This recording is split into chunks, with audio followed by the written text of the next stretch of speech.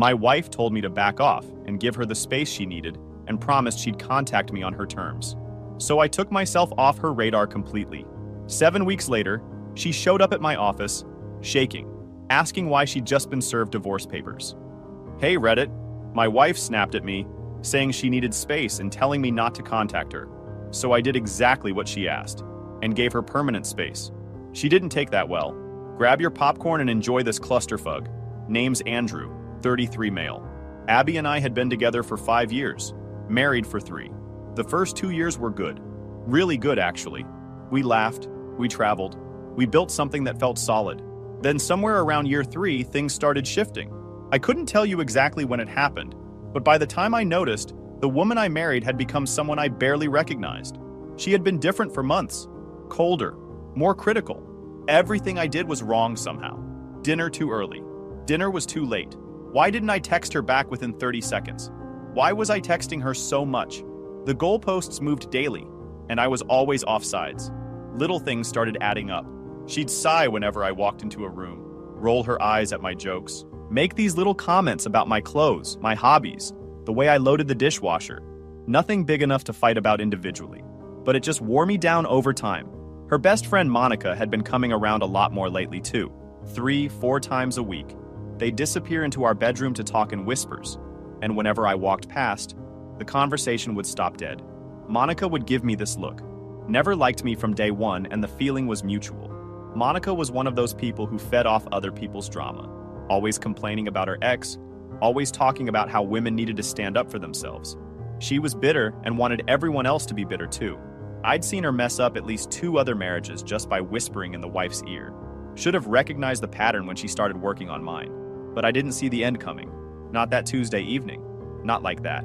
The fight started around 7:30. I'd checked Abby's calendar app to see if she had plans that night because I wanted to book a table at Marino's. That place downtown she'd been posting about on her Instagram for weeks.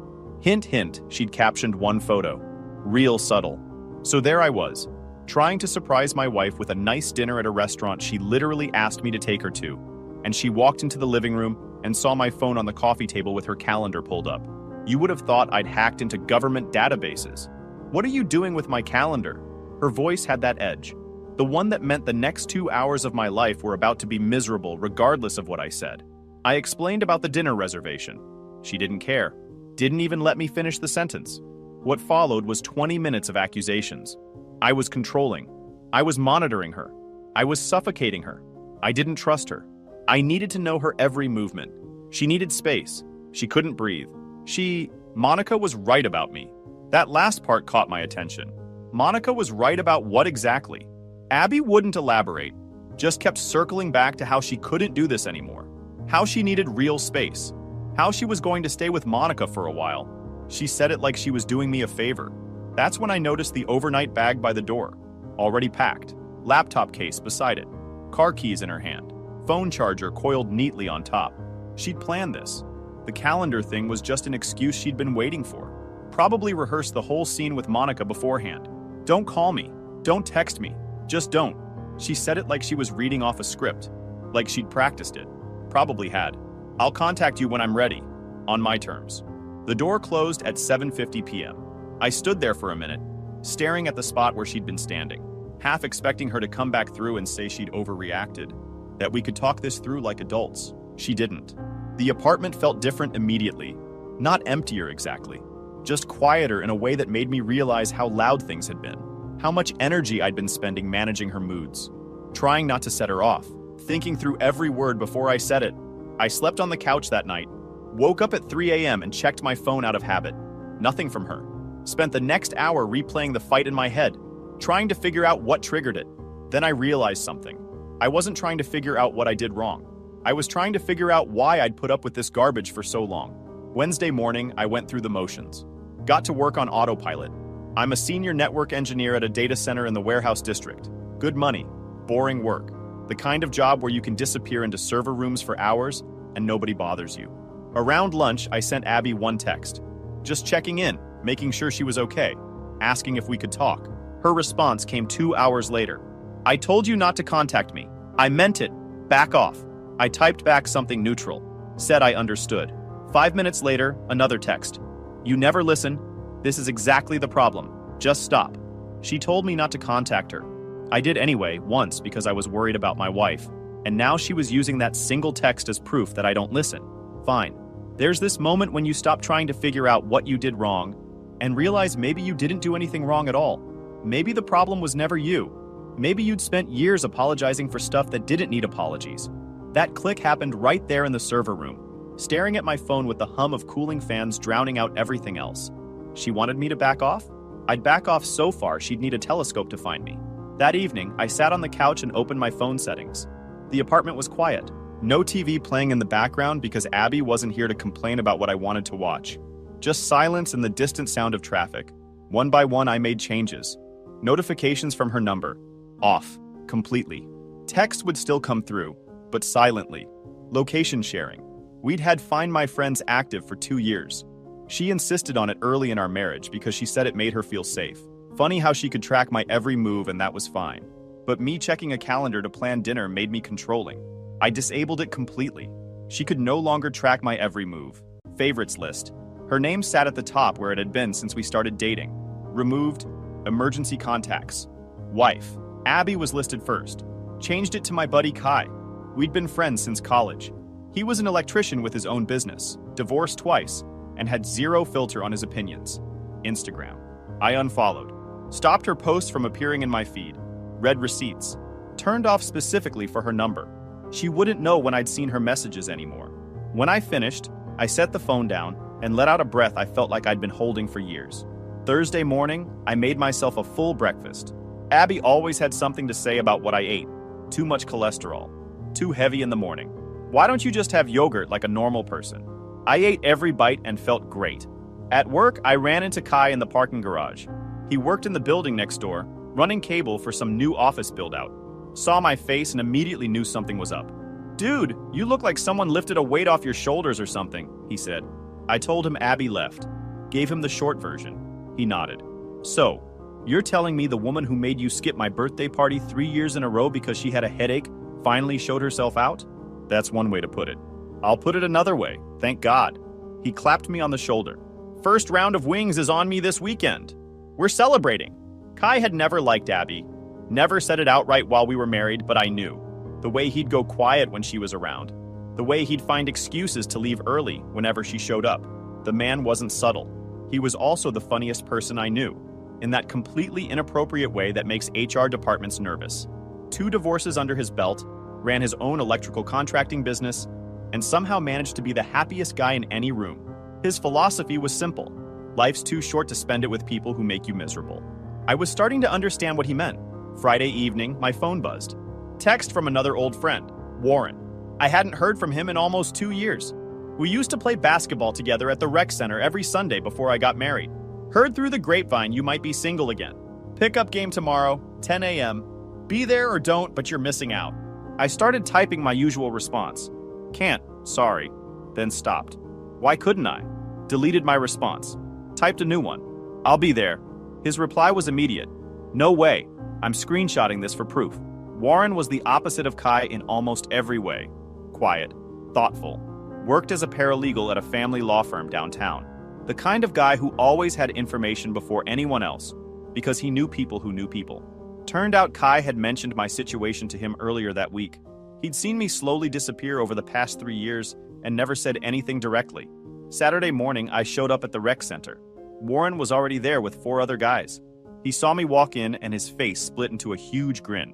Look who finally showed up. He grabbed me in a bear hug. 2 years, man. 2 years you ghosted us. I kept it vague. Said life got complicated. We played for 2 hours. I was rusty, but muscle memory kicked in fast. The familiar burn in my legs. The satisfying swish of a good shot. The trash talk. The laughing. The way you forget about everything else when you're competing. I missed a lot of shots that would have been easy 3 years ago, but nobody cared. Afterward, someone suggested lunch. I said yes without thinking about it. We ended up at a burger joint near the beach. 6 guys crammed into a booth, talking garbage and eating like we were still 20. Warren asked what really happened, why I disappeared. I told him the truth. Got married, my wife didn't like my friends, so I stopped seeing my friends. The table went quiet for a second. Then Kai, who joined us after finishing a job, said what everyone was thinking. "Bro, that's not a wife. That's a prison guard." We all laughed. Warren raised his drink. "To getting your life back."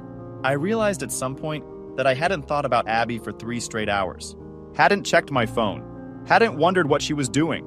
I'd just been there, in the moment, actually enjoying myself for the first time in longer than I could remember. Sunday evening, I sat down at my kitchen table with a legal pad and a pen. Time to get my ducks in a row. The first thing I did was pull up our joint bank account on my laptop. We had about $22,000 in there combined. Our savings account had another $18,000. My separate checking account, the one where my paychecks got deposited before I transferred money to joint, had about $6,000. I didn't touch any of it yet. Wasn't stupid. Moving money around before talking to a lawyer would look bad. But I documented everything. Screenshot after screenshot. Transaction history, account balances, dates and amounts. Created a folder on my laptop called Records and started filling it. Then I went through our apartment. We'd bought most of the furniture together, but there were things that were clearly mine. My grandfather's watch, my camera equipment, the signed basketball from the '98 championship game that my dad gave me before he passed, some fishing gear. I photographed everything, made a list, noted what was mine before the marriage, what we'd bought together, what was hers, serial numbers were applicable, purchase dates, everything documented like I was prepping for an audit. Monday morning, I called a divorce attorney, guy named Reginald. Kai had used him for both his divorces and said he was worth every penny. Direct, efficient, didn't waste time on feelings, just got the job done. Got an appointment for Thursday. At work, things felt easier. Wasn't distracted, just focused on the job in front of me. Tuesday, I started separating our digital lives. Changed passwords on everything, every subscription service we shared. Changed them all to new passwords she couldn't guess. Redirected my important mail to a P.O. box I set up near work. Didn't want divorce papers or legal correspondence showing up at the apartment where Abby might intercept them if she came back for her stuff. Or worse, Monica. She still had that spare key Abby had given her. Wouldn't put it past either of them to check in and snoop around. Wednesday evening, Kai came over to help me inventory the apartment. He walked through every room with a clipboard while I took photos and videos. "This couch," he said, kicking it. "This is the couch where she made you watch all 7 seasons of that terrible baking show. It's a comfortable couch. It's a cursed couch. You should burn it. Have some kind of ritual. Maybe get a priest involved." He wasn't entirely wrong, but the couch was staying. I'd paid for it. We documented everything. Every piece of furniture, every appliance, every decorative item she'd insisted we needed and then never looked at again. The apartment looked like an insurance claim investigation by the time we finished. Kai cracked open a can of soda and looked around. "You know what's weird? This place already feels different. Less like a museum where you're not allowed to touch anything." He was right. Thursday morning, I met with Reginald. The man himself was exactly what Kai described. Mid-50s, gray temples. I laid out the situation. Wife left 10 days ago. Told me not to contact her. Haven't heard from her since except through her friends trying to guilt me. Her best friend had been filling her head with garbage for months before that. I wanted to know my options. He listened without interrupting. Took notes. Asked questions. How long married? Combined assets. Any kids? Property owned versus rented. He asked about assets. I showed him my documentation. The screenshots. The photographs. The inventory lists. He looked genuinely impressed. "This is thorough," he said. "Most people come in here with nothing but hurt feelings and fuzzy memories of what they own. You could teach a class on this." I told him I liked to be prepared. We discussed timeline. I could file immediately, but he recommended waiting another week or 2. Let her get comfortable in her little separation bubble. Let her think I was at home feeling sorry for myself, waiting for her call. Then serve her and watch everything fall apart. I left his office with a retainer agreement signed, a follow-up appointment scheduled, and a plan in place. $1,500 up front, with the rest billed hourly. Worth every penny if it meant getting out clean. On my way home, I stopped at the rec center. Warren was there running drills with some kids from the youth league he coached. He waved me over. "You look like a guy who knows what he's doing," he said. "Getting there." He bounced the ball to me. "Whatever's going on, just make sure you've got everything documented. Trust me on that one." Warren knew exactly how these things worked from the inside. Probably seen 100 marriages fall apart across his desk. I took the shot. Swish. First one I'd made all week. "Still got it," Warren said. "Never lost it. Just forgot where I put it." 3 weeks after Abby left, and my life looked completely different. The lawyer had said to wait before filing. So I used the time to rebuild instead of sitting around moping about what I'd lost. I'd rejoined the rec league basketball team. Games every Wednesday night. We were terrible. Lost more than we won, but it didn't matter. The guys made it worth it. Bunch of dudes in their 30s pretending we were still 20, trash talking like we got paid for it, and icing our knees afterward like old men. Started hitting the gym again too. Used to go religiously before I got married. Abby didn't like me spending time there. Said it was vain. Said I was trying to impress other women. Said she didn't understand why I needed to be anywhere but home with her. Easier to just stop going than fight about it every single time. Now I was back, 5 days a week, early mornings before work. My body started changing within weeks. Lost the softness around my middle. Shoulders and arms filled out again. Slept like a rock every night. That good kind of tired that comes from actually using your body. Picked up photography again too. Used to love it. Had a decent camera collecting dust in the closet for 3 years. Now I was shooting sunrises at the waterfront before work, editing photos on weekend mornings at coffee shops. Small thing, but it felt like getting a piece of myself back.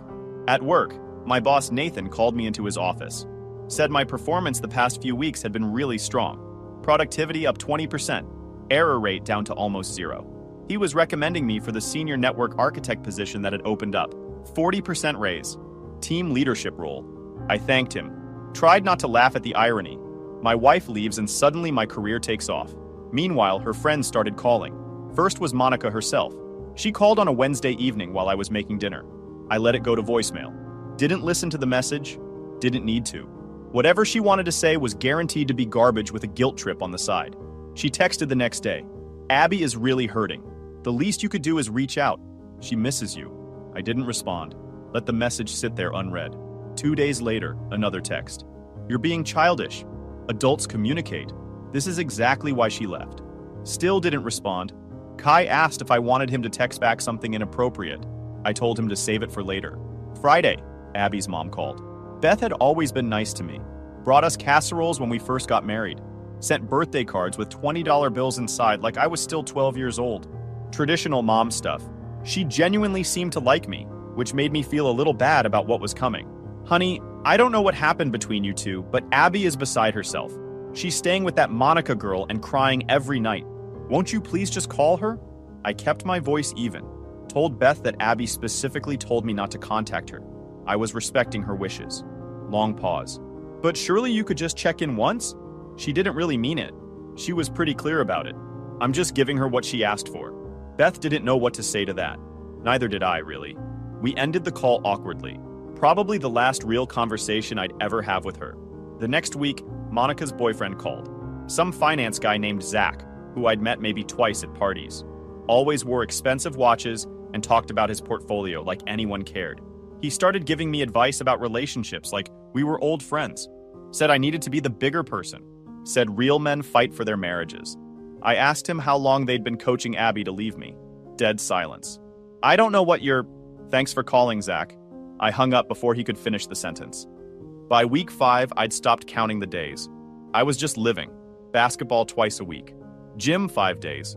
Poker night with Kai and some of his electrician buddies every other Thursday. They played for real money. I was terrible at poker. Didn't matter. The conversation was worth the losses. I'd also had the locks changed on Reginald's advice. He had me do it through the property manager, and Abby was notified through the lawyers that she could schedule a supervised pickup anytime. Prevents unauthorized entry and awkward confrontations. Her old key wouldn't work anymore. Neither would Monica's. Warren kept me updated on legal stuff without me having to ask. He had contacts everywhere. Suggested I document any attempts Abby's camp made to contact me. Times, dates, what was said. Could be useful later if she tried to claim I'd abandoned her. The divorce papers were ready. Reginald had everything prepared. Grounds were irreconcilable differences. Asset division was straightforward because I documented everything. No kids meant no custody complications. Clean and simple. I worked out the timing with the process server. Abby worked at a PR firm downtown. Regular hours, 9 to 5, Monday through Friday. Serving at Monica's apartment risked Monica intercepting it or causing drama that delayed things. The process server had Thursday at 2 p.m. open, so that's when we scheduled it. Then I waited. Thursday at 2:10 p.m., my phone rang. Unknown number. I answered. Mr. Hartley? Professional voice. Process server confirming delivery. Speaking. Service has been completed. Abby was served at her place of employment at 2:14 p.m. Signed receipt obtained. I thanked him and hung up. Then I leaned back in my chair and waited. It didn't take long. My phone started buzzing at 2:25. Abby's number. I was in the middle of a server migration that had been planned for weeks. Couldn't stop what I was doing to take personal calls. Let it ring out. Another call at 2:30. Then 2:40. Texts started coming through too. Angry messages about the divorce, demanding to know why the locks had been changed on the apartment. I silenced my phone and put it in my desk drawer. The migration took priority. After 1 hour, my office receptionist called my extension. "There's a woman here to see you. She says it's urgent. Do you want me to have her wait, or should I schedule something?" I told her I'd be right out. My building had those open floor plan offices with glass walls everywhere. I could see Abby standing at the reception desk from 30 feet away, makeup smeared, clutching a manila envelope in both hands. A few co-workers glanced up from their desks. She saw me and walked over fast. "What is this?" She held up the envelope, voice tight. "What the heck is this?" "Divorce papers." "I can see that. Why?" I kept my voice calm. "Low. You left. You told me not to contact you. You moved in with your friend. I figured the marriage was done. We were on a break. I needed space. You needed space. I gave you 7 weeks of it." Her face twisted. That expression I'd learned to recognize over the years. "You can't just divorce me. We need to talk about this. We need to work through—" "No." The word stopped her cold. "What?" "No, Abby. We don't need to work through anything. You walked out. You told me not to contact you. You had your friend calling me every week telling me what a terrible husband I am. You made your choice. Now I'm making mine." She stared at me like I'd grown a second head. "This isn't how this was supposed to go. How was it supposed to go?" She didn't answer. Couldn't answer. Because the answer was obvious. She expected me to chase her. To prove I cared by ignoring her explicit instructions. She expected me to chase. I didn't. "I'm not signing these," she said finally. "You don't have to. If you don't respond, the court moves forward without you." Her eyes went wide. "You talked to a lawyer." Several weeks ago, right after you left. I've had time to think, Abby. Time to remember what my life was like before you. Time to realize how much of myself I gave up to keep you happy. And you know what? I want that guy back. I was better than whatever I turned into trying to be your husband." Monica's voice came from behind me. I hadn't even heard her come in. "You're making a huge mistake." Of course Monica was there. She'd driven Abby. I turned. She was standing near the entrance, arms crossed, that familiar contempt on her face. And here's the sidekick. I turned back to Abby. "Did you bring her for emotional support? Or because you can't make a decision without running it by her first?" Abby's mouth opened, closed, opened again. "This isn't over," she said. "Yeah, it is. You just haven't figured that out yet. Sign the papers or don't. Either way, this marriage is done." I walked back to my desk. Didn't look back. Had a server migration to finish? Kai called me that evening. "I heard you served her at work," he said. "Warren's paralegal friend knows someone at her firm. Said she left pretty upset after. How do you feel?" "Like I should have done this 2 years ago." "Better late than never, man." Abby didn't go quietly. I didn't expect her to. Within a week of getting served, she'd hired her own attorney. Some aggressive guy named Fletcher, who specialized in nasty divorces. He immediately filed a response contesting everything. Claimed I'd abandoned her emotionally. Claimed I was hiding assets. Claimed the marriage was salvageable, and I was being unreasonable. Warren had seen Fletcher's name come up before at his firm. Not a good sign. The guy liked to drag things out. Reginald wasn't worried. "This is standard," he said. "She's panicking, trying to get control back. But we have receipts. We have 7 weeks of her explicitly telling you not to contact her while she lived with her friend. No judge is going to believe the abandonment argument." The discovery phase took months 2 through 4. They demanded financial records going back 5 years. Bank statements, tax returns, investment accounts, credit card statements, everything. I provided it all. Warren gave me a heads up about what to expect. Said discovery was where most people screwed up. Treat every interaction like it was being recorded for a judge. When Fletcher's team went through our joint accounts looking for evidence that I'd moved money, they found nothing. Every transaction documented. Every deposit explained. Meanwhile, some interesting things surfaced on her side. Turns out Abby had been taking cash back at grocery stores for months. $20 here, $40 there. All categorized as food purchases, but actually building a secret fund. By the time she left, she'd stacked up almost $3,000 in cash that wasn't in any account. Reginald smiled when he found this. "This actually helps us," he said. "She's been planning this for a while, hiding money, building an exit fund. That doesn't look like someone who wanted to save her marriage. There was also the matter of her spending during the separation. She'd been using our joint credit card for spa days, expensive dinners, shopping sprees. Almost $4,000 in 7 weeks. I felt stupid for not closing the joint card sooner. Reginald had told me to wait until he could advise on how to handle it without it looking like financial coercion. We finally froze it at week 5, right before filing. By then, the damage was done, but at least we had documentation of every charge. The deposition was scheduled for month 3. Before that, there was the matter of the apartment. Abby had texted during week 8, asking when she could come get her things. I told her to coordinate with Reginald's office. She didn't like that. Everything went through the lawyers now.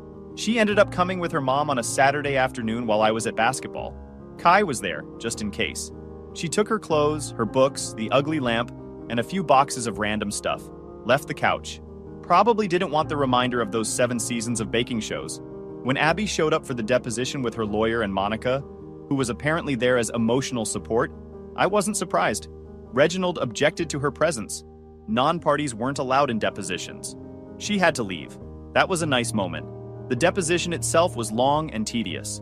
Abby's lawyer asked me hundreds of questions trying to paint me as controlling and neglectful at the same time. How often did I check her calendar? Why did I have location sharing enabled? Did I ever criticize her friends? I answered everything calmly. Yes, I checked her calendar to plan a surprise dinner. Yes, we had location sharing, because she requested it. No, I never criticized her friends to her face. Though I had opinions I kept to myself like a normal person. When it was Reginald's turn to question Abby, things got interesting. He asked about Monica, how often they talked, what they discussed, whether Monica had ever encouraged her to leave me. She hesitated, looked at her lawyer. Monica has been supportive during a difficult time. That's not what I asked. Did Monica ever encourage you to leave your husband? Another hesitation. She thought I deserved better. And when did she start thinking that? I don't know. A few months ago. Before or after you started taking cash back at grocery stores? Fletcher objected. Reginald withdrew the question, but the point was made. The connection was planted. By month 4, the reality had set in. There were no hidden assets. There was no abuse. There was no abandonment. There was just a woman who'd listened to her toxic friend, walked out on her marriage, and expected her husband to chase her like a desperate fool. And when he didn't, she lost it. Fletcher requested a settlement meeting, wanted to negotiate terms. We met at a neutral conference room downtown. Abby, Fletcher, me, Reginald. No Monica this time. Abby looked tired. The separation wasn't treating her well. Fletcher opened with demands. She wanted the apartment. She wanted 50% of retirement accounts. She wanted spousal support for 2 years. Reginald countered with reality. The apartment was leased, not owned. Retirement accounts were subject to standard division based on contributions during marriage. Spousal support was unlikely given she had a full-time job making decent money. The negotiation went back and forth for 3 hours. Finally, we reached a settlement. She got 40% of the joint savings. I got to keep my full retirement since I'd contributed 90% of it. No spousal support. Clean break. Abby looked at the terms and then looked at me. I can't believe this is happening. Believe it. What happened to you? You used to be so easy to deal with. I stopped letting stuff slide. That version of me wasn't doing either of us any favors. She signed the papers. Month 5, it was finalized. I celebrated by taking a vacation day and going surfing with Warren. He'd been teaching me for the past 2 months. I was terrible at it, wiped out more than I stood up, but the terrible part was starting to become less terrible. We sat on our boards in the lineup, waiting for sets, and he asked how I felt. Lighter, I said. A wave came through. Warren caught it, rode it almost to shore. Showed off with a little cutback at the end. The man was annoyingly good at everything athletic, like someone gave him cheat codes for sports. When he paddled back out, he had news. Heard through the paralegal grapevine that Monica and Zach broke up. The finance guy. Apparently, he got tired of being used as a messenger boy in someone else's marriage drama. They had a fight about boundaries and how she was always sticking her nose in other people's business instead of focusing on their relationship. He bounced. Couldn't say I felt bad about that. There's more, Warren said. Monica apparently blamed Abby for the breakup. Said if Abby had just handled her own marriage, none of this would have happened. They had a huge falling out. How bad? Abby had to find somewhere else to stay. Ended up back at her mom's place. I let that sink in for a moment. The woman who'd spent months poisoning my marriage turned around and blamed my ex-wife when things fell apart on her end. Karma, I said. What goes around? A month after the divorce was final, I got a call from an unknown number. Almost didn't answer. Hello, it's Beth, Abby's mom. I waited, said nothing. I just wanted to tell you I'm sorry for how everything happened, for my daughter's behavior, for that Monica putting ideas in her head for months. For all of it. Wasn't expecting that. I appreciate you saying that, Beth. Abby's back living with me now. The company she was at went through layoffs last month, and her team got hit. She's starting to see a lot of things she should have seen before. I'm sorry to hear that. Are you? Fair question. Part of me is. We were married for 3 years. I don't want bad things to happen to her. But she made choices. Choices have consequences. Long pause on the line. We said awkward goodbyes. 2 months after the divorce, I got the promotion at work. Senior network architect. 40% raise.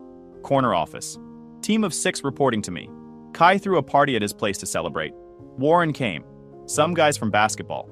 A few co-workers. Kai's electrician crew. We grilled steaks in the backyard. Someone brought a speaker and played music that no one complained about. People laughed and told stories. Later that night, Warren pulled me aside. Remember that paralegal friend I mentioned?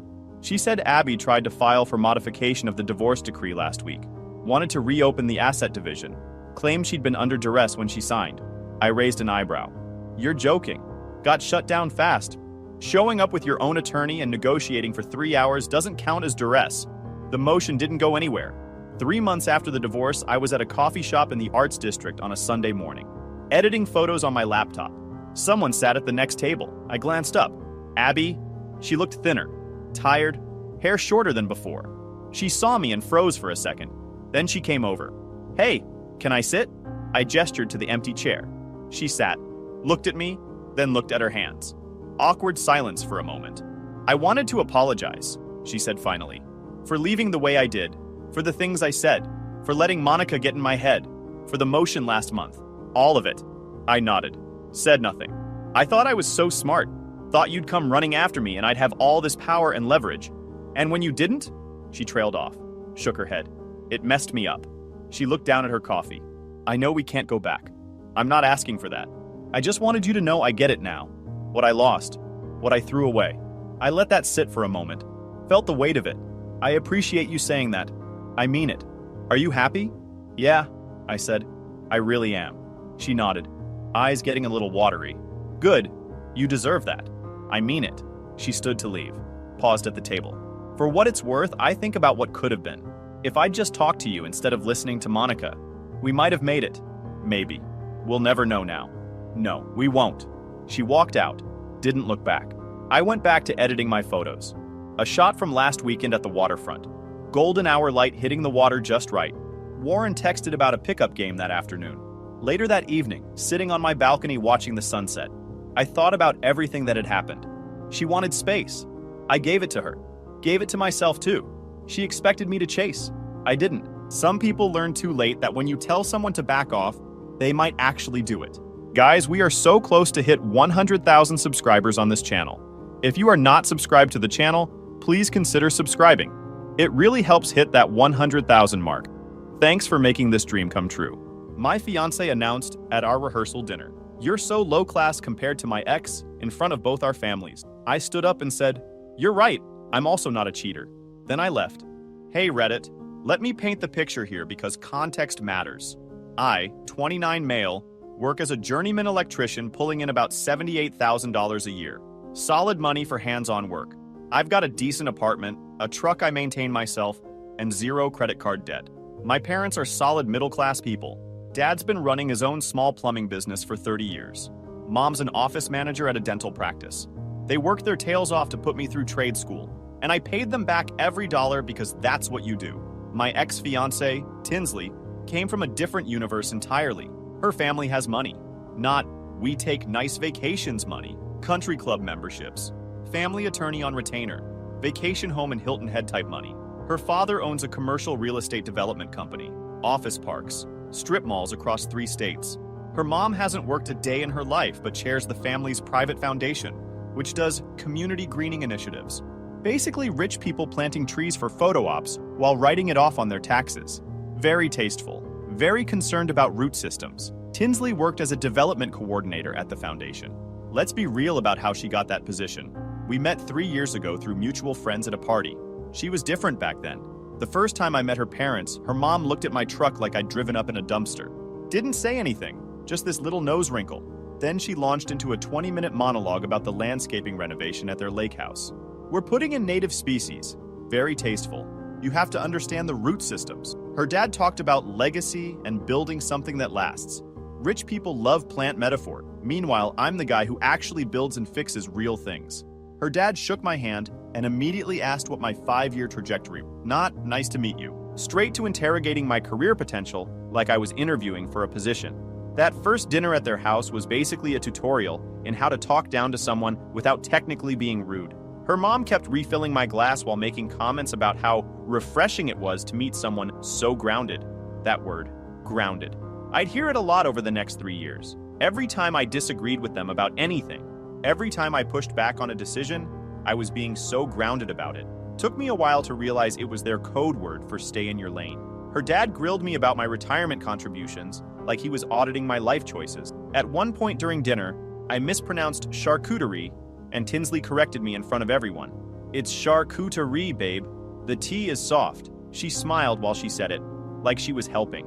But the way her mom nodded, the way her sister smirked into her glass, told me everything I needed to know. That wasn't about pronunciation. That was about ranking me, establishing the hierarchy early. Tinsley just sat there smiling, occasionally touching my arm like I was a nervous rescue dog. She was trying to socialize. Her sister Piper showed up halfway through dessert. She asked Tinsley, not me Tinsley, where I trained. When Tinsley said trade school, Piper nodded slowly. That's nice. Very practical. I noticed their family attorney was there too. Not for dinner. He'd just stopped by to drop off some papers for her dad. But he lingered, stayed for coffee, watched. Every family event I attended over the next 3 years, he was somewhere nearby, like a trained dog that smells boundaries. I smiled, filed that away. Over the 3 years we dated, the comments stacked up. Little jabs disguised as compliments if you squinted hard enough. Her sister, when she saw me rewiring a light fixture, that's so charmingly blue collar. Her mom, when I mentioned overtime, it's wonderful that you're so industrious. Her dad, when I disagreed about the wedding venue, you're being very grounded about this, Mason. The worst one happened about 4 months before the wedding. Brunch with her parents and their friends. I ordered eggs and asked for hot sauce. Tinsley leaned over and said, loud enough for everyone, babe, they have a really nice hollandaise. Maybe try that instead? Then she added, he's still getting used to this kind of thing. Getting used to this kind of thing. Like enjoying hot sauce was a class deficiency. But we were solid, or so I thought, in love. The engagement happened 8 months before the wedding. I proposed at this little Italian place where we had our first date. Nothing fancy, but meaningful. She said yes. I was genuinely happy. Then the wedding planning started, and everything went sideways. Her parents insisted on paying for most of it. Turns out it was just their way of taking control. Every decision turned into this fake negotiation, where they'd ask my opinion and then do whatever they wanted anyway. I suggested cheaper vendors. They hired expensive ones. I wanted my uncle to officiate. They hired a retired federal judge her dad knew from the country club. Her mom loved assigning seats at events. It's about flow, she'd say, moving names around on seating charts like she was placing chess pieces on a board. I watched her do it at her own birthday dinner. Put anyone she wanted to impress near herself, anyone she didn't near the kitchen. Power moves disguised as party planning. Every time, I got outvoted 3-1. Tinsley always sided with her parents. Babe, it's just easier this way. They're paying for it. I put up with it because I had a plan. Not because I was weak, because I was smart. See, I was 6 months away from my master electrician certification. Finish that, and my pay goes up big time. Already accepted into the program, already started coursework. If I blew up my personal life mid-program, my focus would be shot. Failed exam, delayed promotion, lost the wage bump. I wasn't handing them that collateral damage. So I waited. About 6 weeks before the wedding, their family attorney sent over a prenuptial agreement for review. I wasn't about to sign anything without my own legal counsel. So I called my lawyer. He read through it and called me back within an hour. This isn't a prenup, he said. It's a hostage note in Times New Roman. There's a moral turpitude clause, a reputation damage clause, and a disclosure requirement. You have to list any prior civil disputes, restraining orders, eviction actions. They're asking for your dirt. If they're asking for disclosures, we're verifying theirs. We pulled public civil dockets on everyone in that family. Not because I cared about her past, but because rich families love finding dirt and calling it concern. I wanted to know what skeletons they'd weaponize against me before they got the chance. One case popped up tied to Tinsley's old college address. Dismissed, sure, but the complaint was still in the online docket. Tinsley's roommate Chelsea had filed for unpaid rent and property damage after Tinsley broke the lease early. The docket listed Exhibit A through F, but didn't show them online. We went down to the clerk's office and pulled the physical file. Chelsea's statement laid out the whole mess. Screenshots attached as exhibits. Preston had been cheating with Chelsea behind Tinsley's back. When Tinsley found out, she blamed Chelsea, not Preston. Took Preston back anyway. He cheated again. The whole thing imploded when Tinsley trashed Chelsea's belongings and moved out mid-lease. The screenshots documented everything. Preston telling Chelsea it was just physical. Tinsley's texts calling Chelsea a scheming homewrecker, while simultaneously forgiving Preston. First cheating incident, sophomore year. Second, junior year, different girl. Third, senior year, back to Chelsea. 3 strikes and she still didn't leave him. She just destroyed her roommate's stuff instead. I read through those exhibits 3 times. The same guy her family still talked about like he was the one that got away. The same guy apparently invited to our rehearsal dinner. I sat with that information for 6 weeks. Didn't say anything. The past was the past. She'd chosen me. Whatever happened with Preston was ancient history. But I filed it away. Insurance policy. Just in case someone decided to test me. The rehearsal dinner was at Harrington's, this upscale restaurant her parents picked. Private room, 40 guests. More her family's crowd than mine. Her dad was footing the bill, which he reminded everyone of approximately 6 times before the appetizers arrived. I sat at the head table next to Tinsley, looking like I belonged in a room full of people who spent more on their watches than I made in a month. My parents were at the next table over. My dad in the nicest suit he owned, looking uncomfortable. He kept tugging at his collar like it was trying to strangle him. My mom smiling, but with that tight expression she gets when she's around people she doesn't trust. My brother Trent was next to them, doing his best to make small talk with some cousin of Tinsley's who looked like she'd rather be literally anywhere else. The seating chart had been a power move, just like her mom's birthday dinner. Her family dominated the front. Mine was pushed toward the back, near the service entrance. Even the head table put me between Tinsley and her maid of honor, with her parents directly across like supervisors at a performance review. Then I noticed who was sitting 3 tables back, right in the legacy section, with the old family friends and business associates. Preston, the ex. Seated close enough to be seen, far enough to technically avoid direct confrontation. I watched her dad walk over and introduce Preston to some business contact, hand on his shoulder, laughing at something Preston said. Like Preston was still family, like he still belonged there more than I did. I told Tinsley, "He's not sitting in the same room as my parents. Fix it or I will." She barely glanced up from her phone. His dad and my dad golfed together. They're old family friends. It would have been weird not to invite him. Just ignore him. I'm not ignoring anything. I'm telling you this is a problem. She patted my arm. You're overthinking it, babe. You're being so grounded about this. There it was again. That word. I excused myself to use the restroom. On the way, I flagged down the wedding planner. My parents are seated in the back.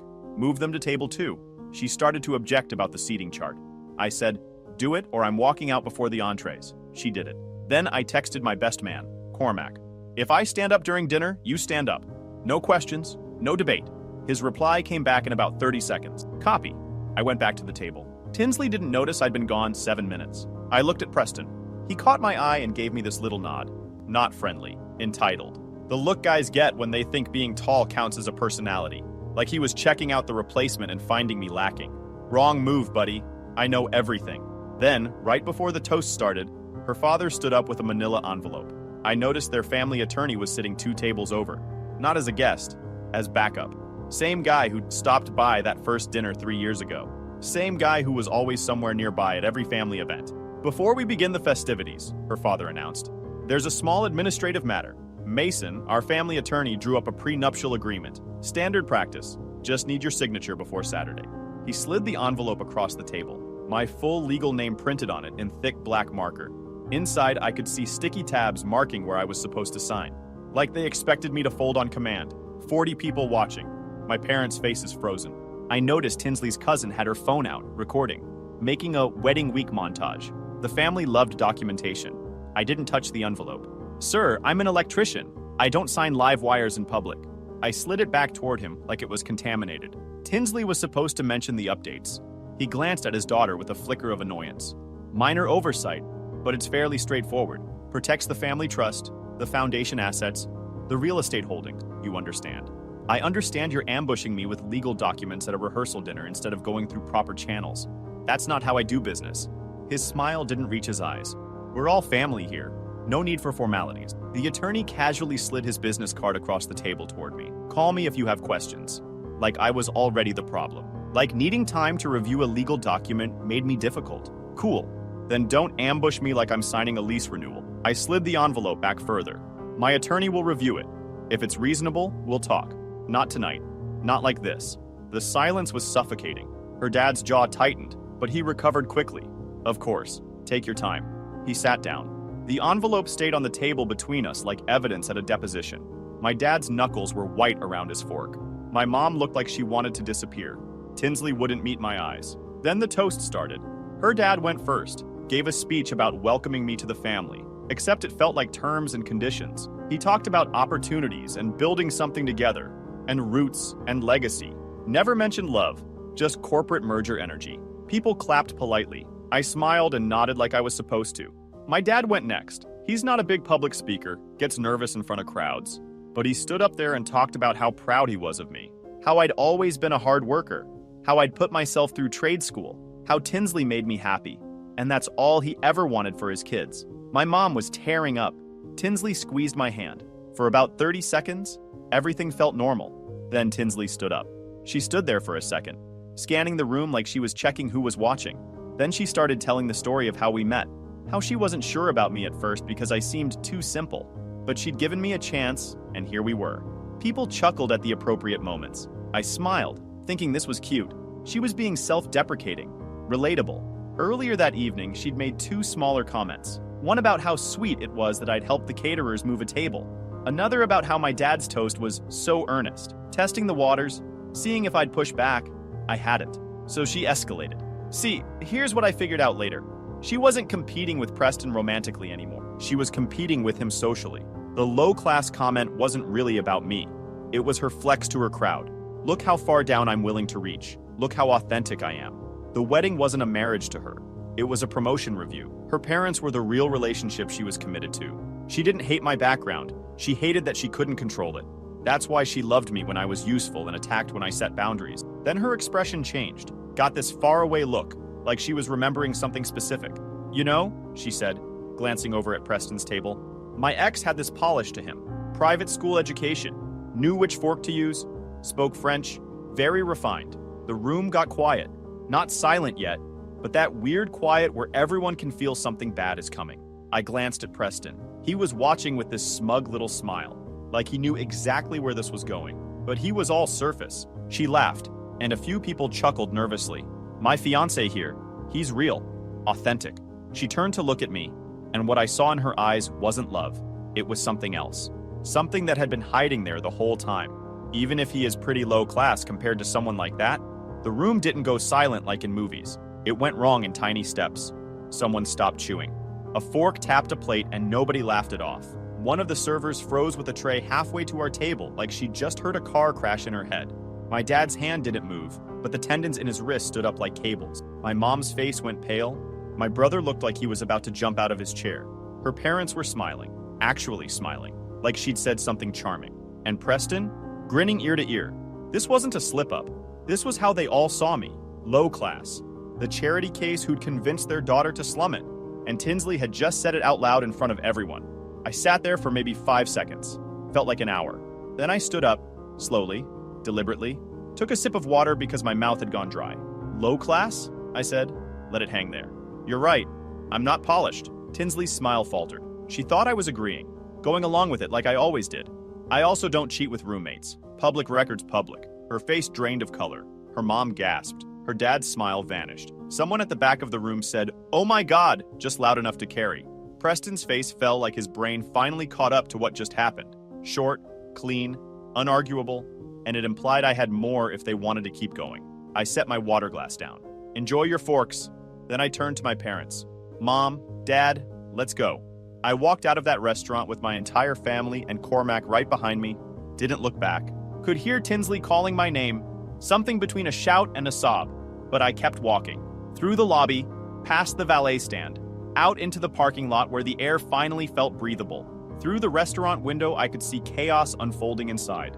Tinsley's mom fanning herself, her dad on the phone, probably calling their attorney out of habit. Tinsley frozen at the table, Preston trying to leave without being noticed. And Tinsley's cousin still had her phone out, still recording. Good. Let them all marinate in that. I got home around 10 p.m., sat on my couch for about 20 minutes in complete silence. My phone was blowing up, but I'd put it on silent before I even left the parking lot. Then I got to work. I called the wedding planner at 11 p.m., left a voicemail because she didn't answer. Hi, this is Mason. The wedding's canceled. I'll handle cancellations for my vendors. Please send me a breakdown of what I owe. Thanks. Professional, efficient, no emotion.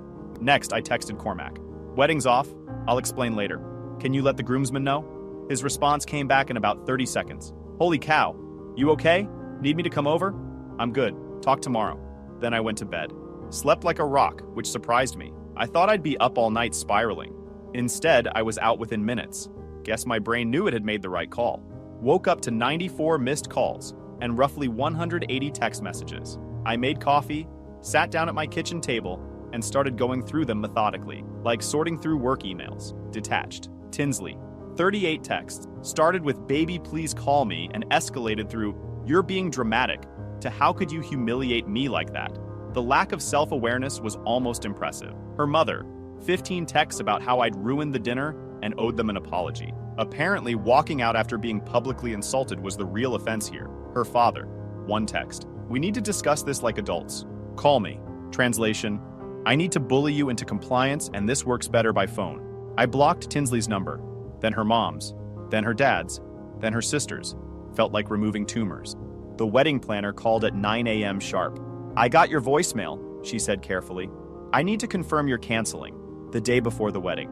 That's correct. Long pause. Okay, so here's your breakdown. She started listing vendors. I did the math while she talked. I was looking at losing about $19,000. Money I'd been saving for 2.5 years. Birthday money, overtime pay, every spare dollar I could find. But here's the thing. I'd rather lose $19,000 than spend 50 years married to someone who thought I was beneath her. That's the kind of math that actually matters. The rings were a whole thing. I'd bought her engagement ring myself. $5,800 at a local jeweler. Tinsley had taken it off and left it on the table during the chaos. Trent doubled back after we'd reached the parking lot and grabbed it before her family could claim it. I drove to the jeweler that afternoon, expecting store credit. I can do 60%, he said, turning the ring over in his hands. Market's soft right now. Custom settings don't resell well. 60%? I bought this 8 months ago, and you're returning it 8 months later under circumstances that suggest you need the money fast. He shrugged. Supply and demand. Over $2,000 just gone because some guy knew I was desperate. Fine, I said. What choice did I have? Next problem, housing. I'd given my landlord 60-day notice back in March because I was supposed to move into Tinsley's condo after the wedding. Had about 3 weeks left on my lease. I called him up. Hey, any chance that notice is reversible? Long pause. Man, I wish you'd called yesterday. The new couple signed this morning. I ended up in a smaller unit across town. Same landlord, different building, worse location, older fixtures, and more per month because it was all he had available on short notice. Plus a rush application, plus a new security deposit because my old one was already allocated to the transition. The apartment smelled like the previous tenant's cigarettes for the first 3 weeks. The hot water took forever to kick in, but it was mine, and nobody in that building looked at me like I was a project they were working on. Another couple grand I hadn't budgeted for. The hits kept coming. Tinsley and I had opened a joint account 3 months ago. I'd put in $18,000. She'd put in $6,000. I called my bank, withdrew my $18,000, left her $6,000, and opened a new account at a completely different bank. Clean break. Day 3, her father called from a different number. I didn't recognize it, so I answered. We need to discuss the financial obligations here, he said. No greeting. Straight to business. I'm handling my vendors. You handle yours. The venue upgrade is non-refundable. That's $22,000. The orchestra cancellation fee is $8,000. The photographer's full fee is $6,500 since they'd already blocked the date. Your decision caused those losses. My decision? Your daughter publicly humiliated me. Funny how you're skipping that part. She made a poor choice of words. She's upset. We can work this out. I don't need anything except to not marry someone who thinks I'm beneath her. Don't be ridiculous. She doesn't think that. She literally said it. in front of both our families, while smiling. His voice got tight. "You're making a massive mistake. Do you understand what kind of life she could have given you?" And there it was, the real issue. They thought they were doing me a favor, lifting me up. I don't want a life someone gives me because they think they're doing charity work. I want a partner. She's not that. "You owe us $36,500. Sue me if you want. Should be a fun deposition." I hung up and blocked that number too. Day 5, a formal letter arrived, hand-delivered by courier, from their family attorney. It demanded $42,000 within 30 days. Emotional distress, reputational harm, financial losses. My lawyer's response: "This is intimidation dressed up as legal action. They have no case." 2 days later, he sent them a letter on his firm's letterhead that made their demand look like the legal equivalent of a toddler tantrum. That bought me about a week of silence. Then her father tried a different angle. He showed up at my parents' house, just walked up to the door on a Sunday afternoon. My dad answered, "Sir, I think we need to have a conversation about your son's behavior." My dad, who's about 5 feet 9 inches and built like a fire hydrant, looked up at this 6'2" real estate developer in his tailored coat and said, "My son's behavior was appropriate. Your daughter's wasn't. Get off my property. This doesn't have to be adversarial. We're reasonable people. The arrangement is you leave now." My mom appeared behind Dad with her phone in her hand. "I've already called the police. They'll be here in about 3 minutes." He left. The money pressure wasn't working, so they tried something nastier, making my actual life miserable. It started small, petty, almost funny. My phone started blowing up with calls from military recruiters, Army, Navy, Marines. All of them had my name, my number, and notes saying I was extremely interested. Please contact ASAP. Someone had submitted my info to every branch's recruitment database. I got 6 calls the first day, 8 the second. One recruiter left a voicemail at 6 a.m. asking if I was ready to serve my country. Had to individually call each branch and get removed from their lists. Annoying? Yes. Criminal? Borderline. Mostly just sad. Then, it escalated. Week 2, random people started showing up at my apartment. Different guys, different times of day, all asking about the free 65-inch TV listed on Facebook Marketplace. First guy seemed confused when I told him there was no TV. Second guy got irritated. Third guy showed me his phone. There it was. A Marketplace post with a photo of a nice Samsung, my apartment complex address, and instructions to just knock. He's expecting you. The listing was under a fake account, but the address was real. My address. I installed a doorbell camera that night. Over the next week, I counted 14 different people showing up at various hours. Some knocked politely, some banged on the door. One guy came back twice, convinced I was hiding the TV. I didn't open the door to any of them. Just let the camera roll and screenshot everything. Filed a police report on day 3. The officer was sympathetic, but realistic. We see this in bad breakups. Hard to prove who posted it, unless they're stupid enough to use their real account. I sent my lawyer the doorbell footage, the screenshots, the police report number. His response: "This is harassment, possibly stalking. Keep documenting. They're building our case for us." Then, a concerned citizen email went to one of our biggest commercial clients, suggesting they might want to verify the character of contractors working on their properties. My boss showed it to me. We laughed about it, but I could tell it made him nervous. I started keeping records of everything. Every contact attempt, every blocked number, every piece of mail, every random stranger at my door. Physical backup in a fireproof safe. Digital backup in the cloud. The rumor campaign started around the same time. Tinsley's sister Piper reached out to mutual friends. Just checking in conversations that always circled back to how worried she was about my mental state. Then Tinsley showed up at one of my job sites. With lunch. She walked right past the security checkpoint like she owned the place, carrying a brown bag from my favorite sandwich shop and 2 iced coffees. Smiled at my foreman like they were old friends. Waved at the crew. "Hey babe, thought you might be hungry." She held up the bag like a peace offering. "Got your usual. Turkey club, extra pickles, no tomato." My foreman was staring. 2 other guys from the crew had stopped working. I looked at her for a long moment. "We're not together. The wedding's off. You called me low class in front of our families. Remember that part?" Her smile didn't waver. "You're still upset. I get it.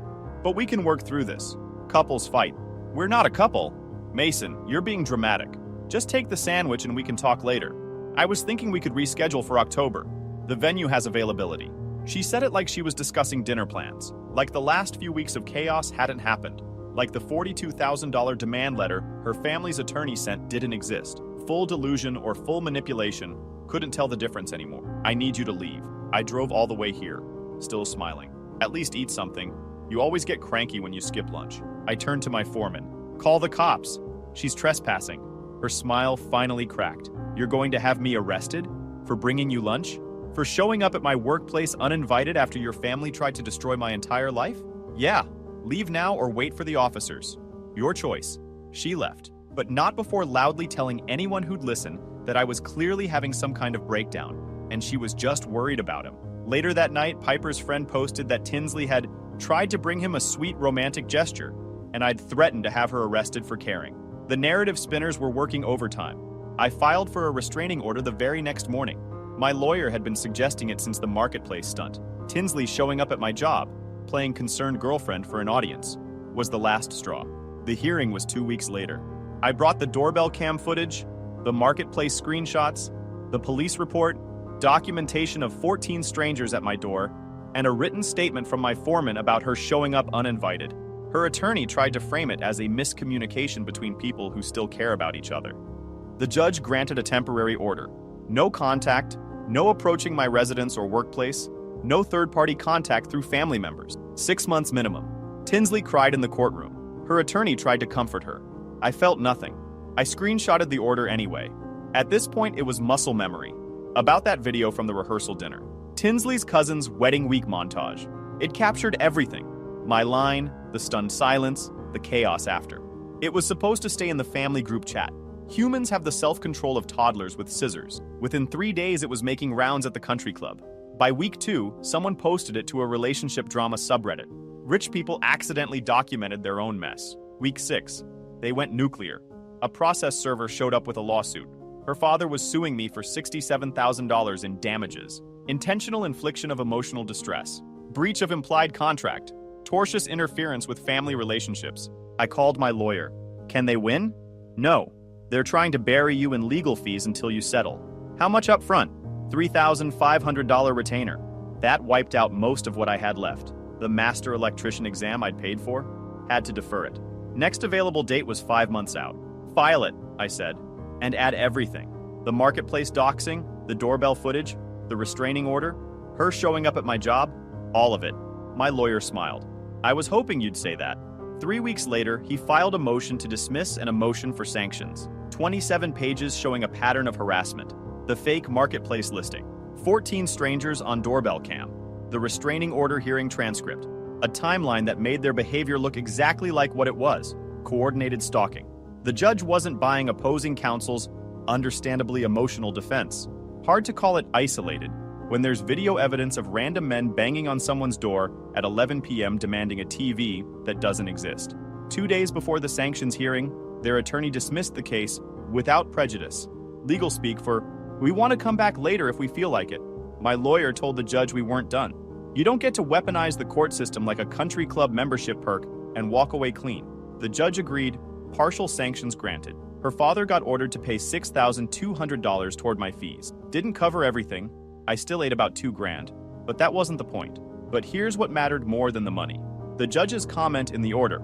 The court is not a personal pressure tool for parties with resources to spare.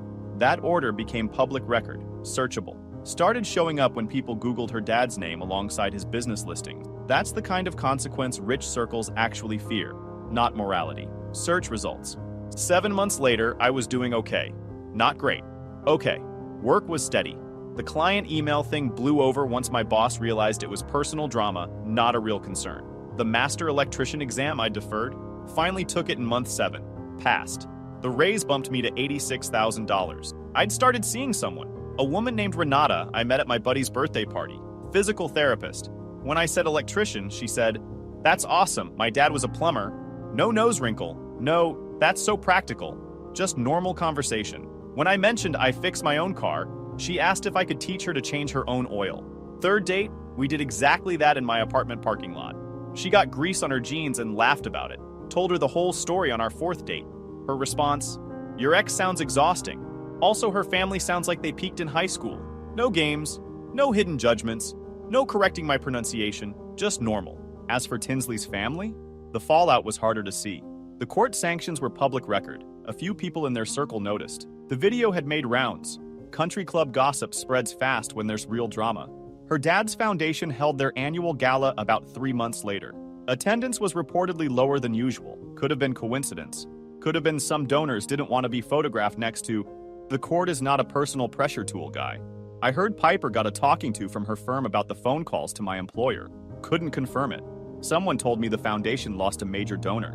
Something about a woman at the rehearsal dinner mentioning it to her husband, who sat on another non-profit board with Tinsley's mom. The last time I saw her father was about 8 months after the rehearsal dinner. I was at the county clerk's office picking up permit paperwork for a job. Walked out of the building and almost ran directly into him. He was coming out of the zoning appeals office. I'd heard his big mixed-use development, the Legacy project, was having serious delays, permit issues, funding problems. A project partner had raised reputation concerns after doing basic due diligence, the kind that involves typing someone's name into Google. Whether the court sanctions and search results had anything to do with that, I don't know. Rich guys have complicated deals. Might be related, might not. Either way, not my problem. We both froze. He looked tired, older now, the tailored coat hanging off him, the boardroom confidence dimmer. "Mason," he said finally. "Sir." Silence. A woman walked past us with a stack of folders. "This didn't have to go this far," he said. I almost laughed. "No, it didn't." He opened his mouth like he wanted to say something else. Then he just shook his head and walked past me. That was it. No big speech, no final devastating line. Just two guys who almost ended up related, standing there with nothing to say. I stood there for a minute, watching him walk away. He got into his car, still a Mercedes, still expensive, still trying too hard, and drove off without looking back. I got in my truck and drove to work. I had a job in the morning, a new girlfriend who didn't flinch at hot sauce, a life that was actually mine. That was enough closure for me. Guys, we are so close to hit 100,000 subscribers on this channel. If you are not subscribed to the channel, please consider subscribing. It really helps hit that 100,000 mark. Thanks for making this dream come true. My fiance left me at the altar, with a post-it note saying her true love had returned. I walked away in silence, and by the end of the week, her fairy tale romance exploded in front of everyone she tried to impress. All right, Reddit, buckle up because this story is absolutely wild.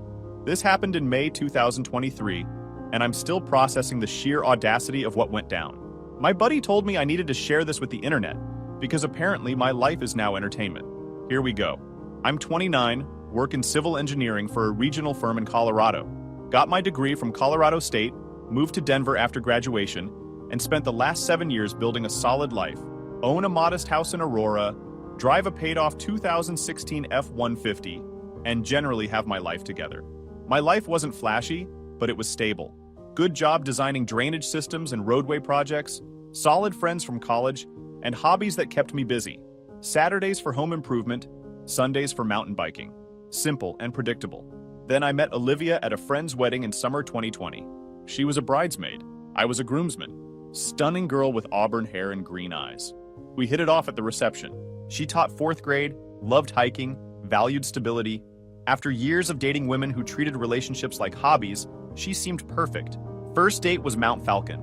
4 hours talking about family, career goals, 5-year plans. She wanted marriage, kids, a house, everything lined up. By month 3, we were inseparable. She practically lived at my place. Started talking about moving in officially. Her parents loved me immediately. Dad Richard was a semi-retired accountant who built furniture. Taught me woodworking, helped refinish my kitchen cabinets. Mom Patricia treated me like family, always sending me home with leftovers. They'd tell Olivia how lucky she was, hint about engagement rings and grandchildren. I genuinely loved these people. By spring 2022, I knew I wanted to marry her. Spent $8,200 on a platinum ring with 1.2 carat center stone. Custom designed it to match her Pinterest board she thought I didn't know about. Proposed in October 2022 at sunset at our favorite overlook spot. She cried, said yes, called her mom immediately. Perfect engagement. Started wedding planning right away. She'd been planning this since she was 7. Had her colors picked in 3 days. Venue booked in 2 weeks. We set the date for May 20th, 2023. Everything planned to the minute. Cake, photographer, DJ, flowers, caterer all locked in. This wedding was going to be flawless. About 6 weeks before the wedding, things got weird. Olivia started being distant, checked her phone constantly, came home late with vague excuses about school meetings. Then her high school ex Cameron moved back to Denver. They dated in high school and freshman year of college before he left for California. She said they had this deep connection that never went away. She mentioned him casually while addressing invitations. Cameron's back in town.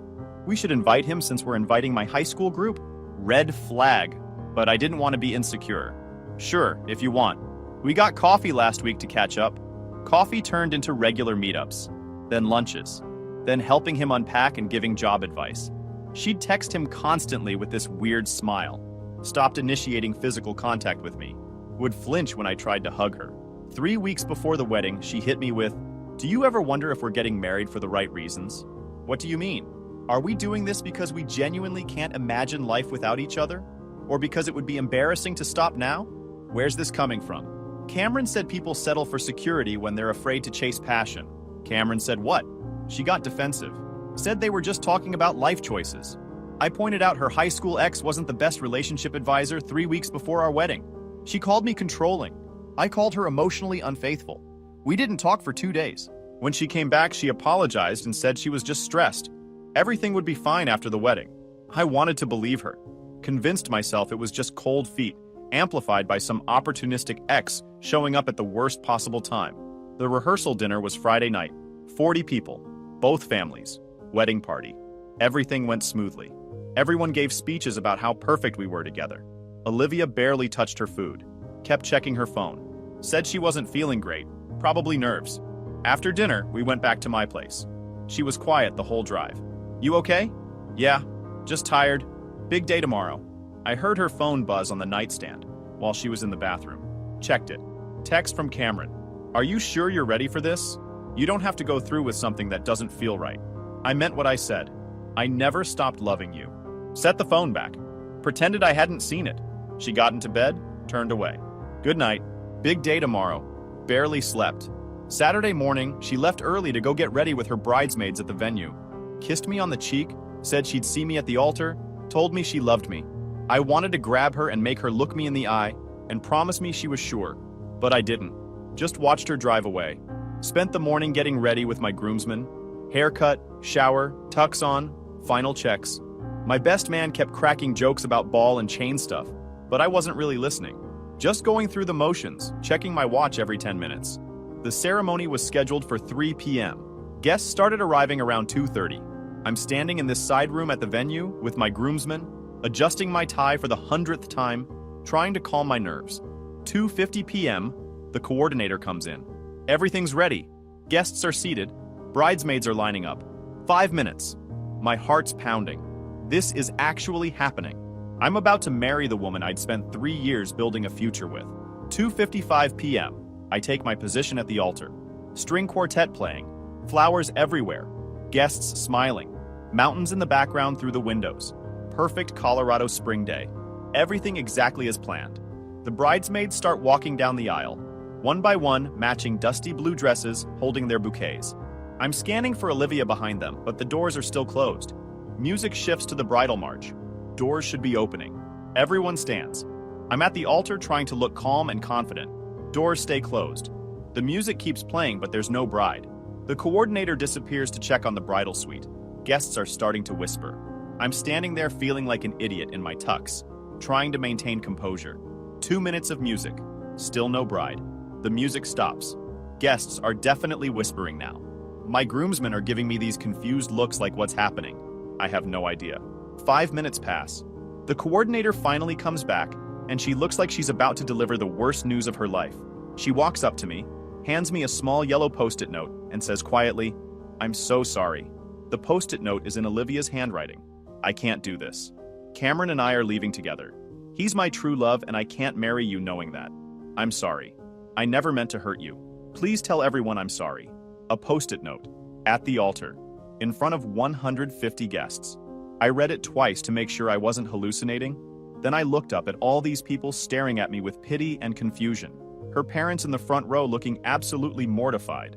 My parents looking ready to commit violence.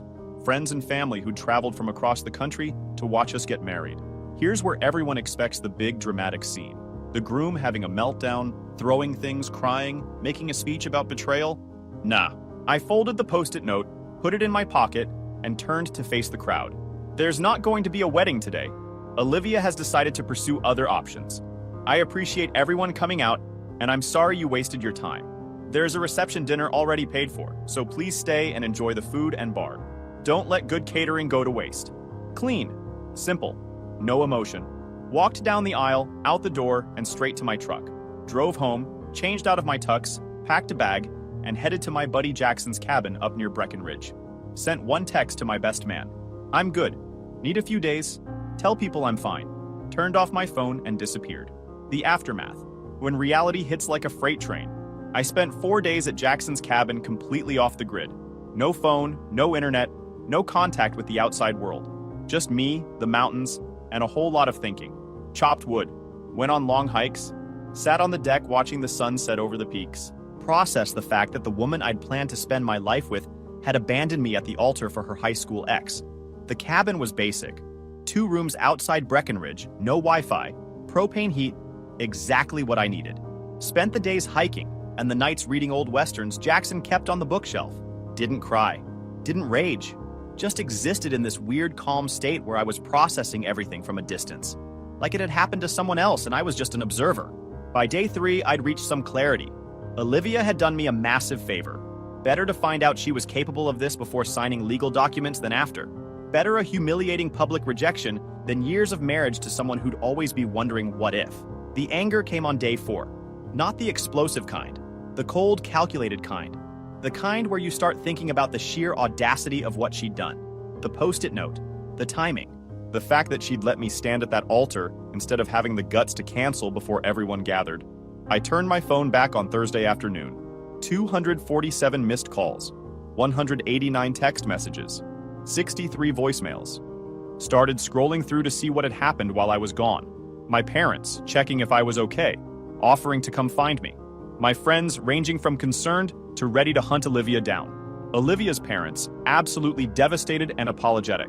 Richard sent me a text that said, "Son, I am so deeply sorry for what my daughter did to you. There are no words. You deserved so much better. Patricia and I are heartbroken and furious. Please know you'll always be family to us." Patricia sent me a novel about how they'd tried to talk sense into Olivia, how they'd begged her not to do this, how they'd told her she was making the biggest mistake of her life, said they'd cut her off financially, and weren't speaking to her until she came to her senses. But the really interesting messages were from mutual friends.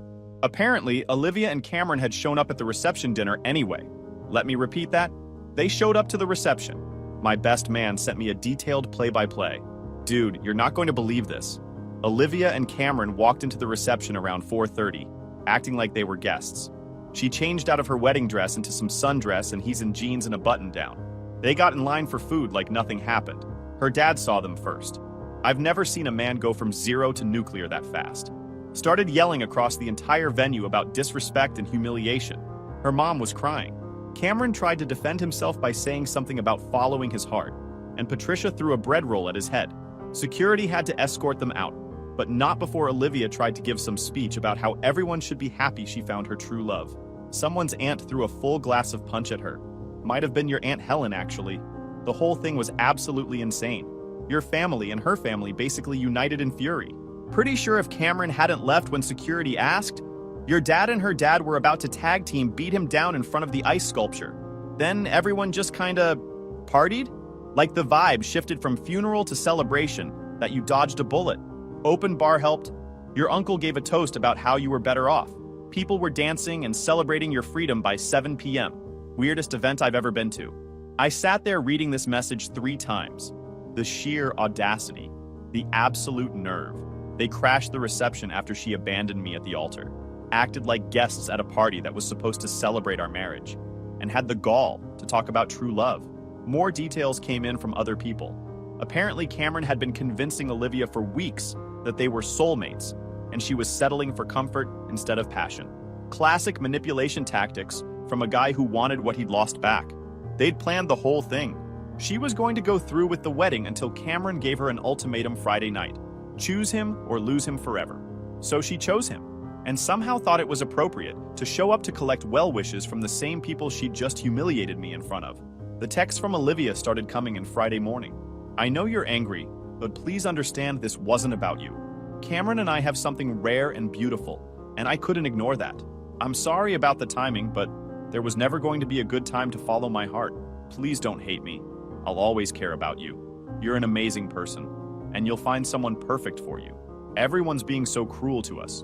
We just want to be happy. Why can't people be supportive? Deleted them all without responding. Her friends started messaging too. Jessica sent me this long thing about how I should take the high road and wish them well because Olivia deserves to be happy. Blocked her. Madison sent me this patronizing message about how sometimes people grow apart and I should be mature about this. Blocked her too. By Friday evening, I'd blocked about 15 people who thought they had valuable input about my feelings or my situation.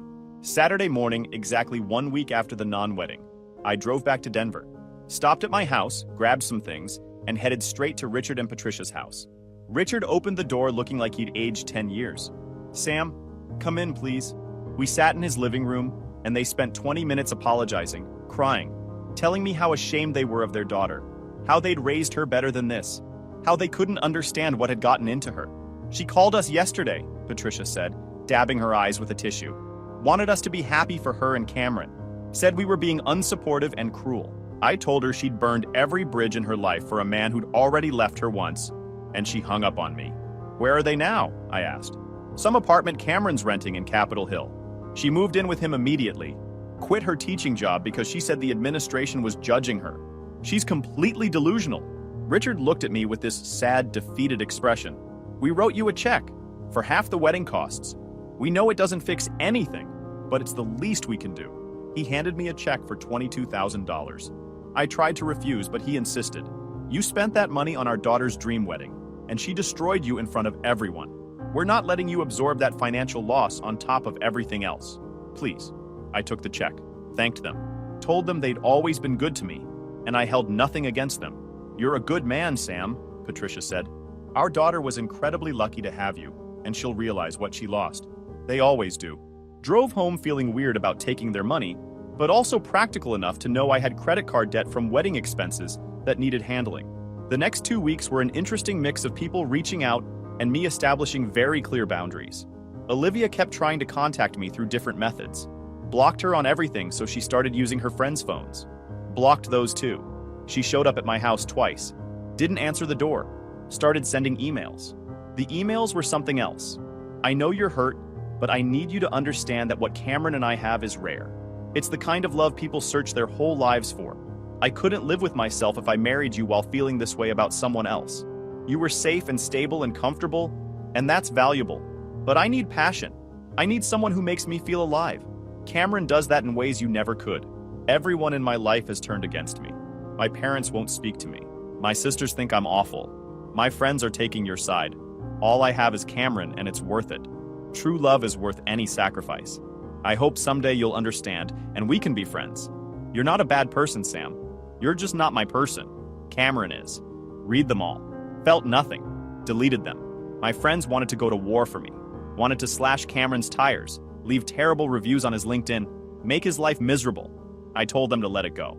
Living well is the best revenge and all that. But I'd be lying if I said I wasn't curious about how their fairy tale romance was going. Didn't have to wait long to find out. Week 3. The fairy tale starts cracking about. 3 weeks after the non-wedding, mutual friends started sending me updates without me even asking.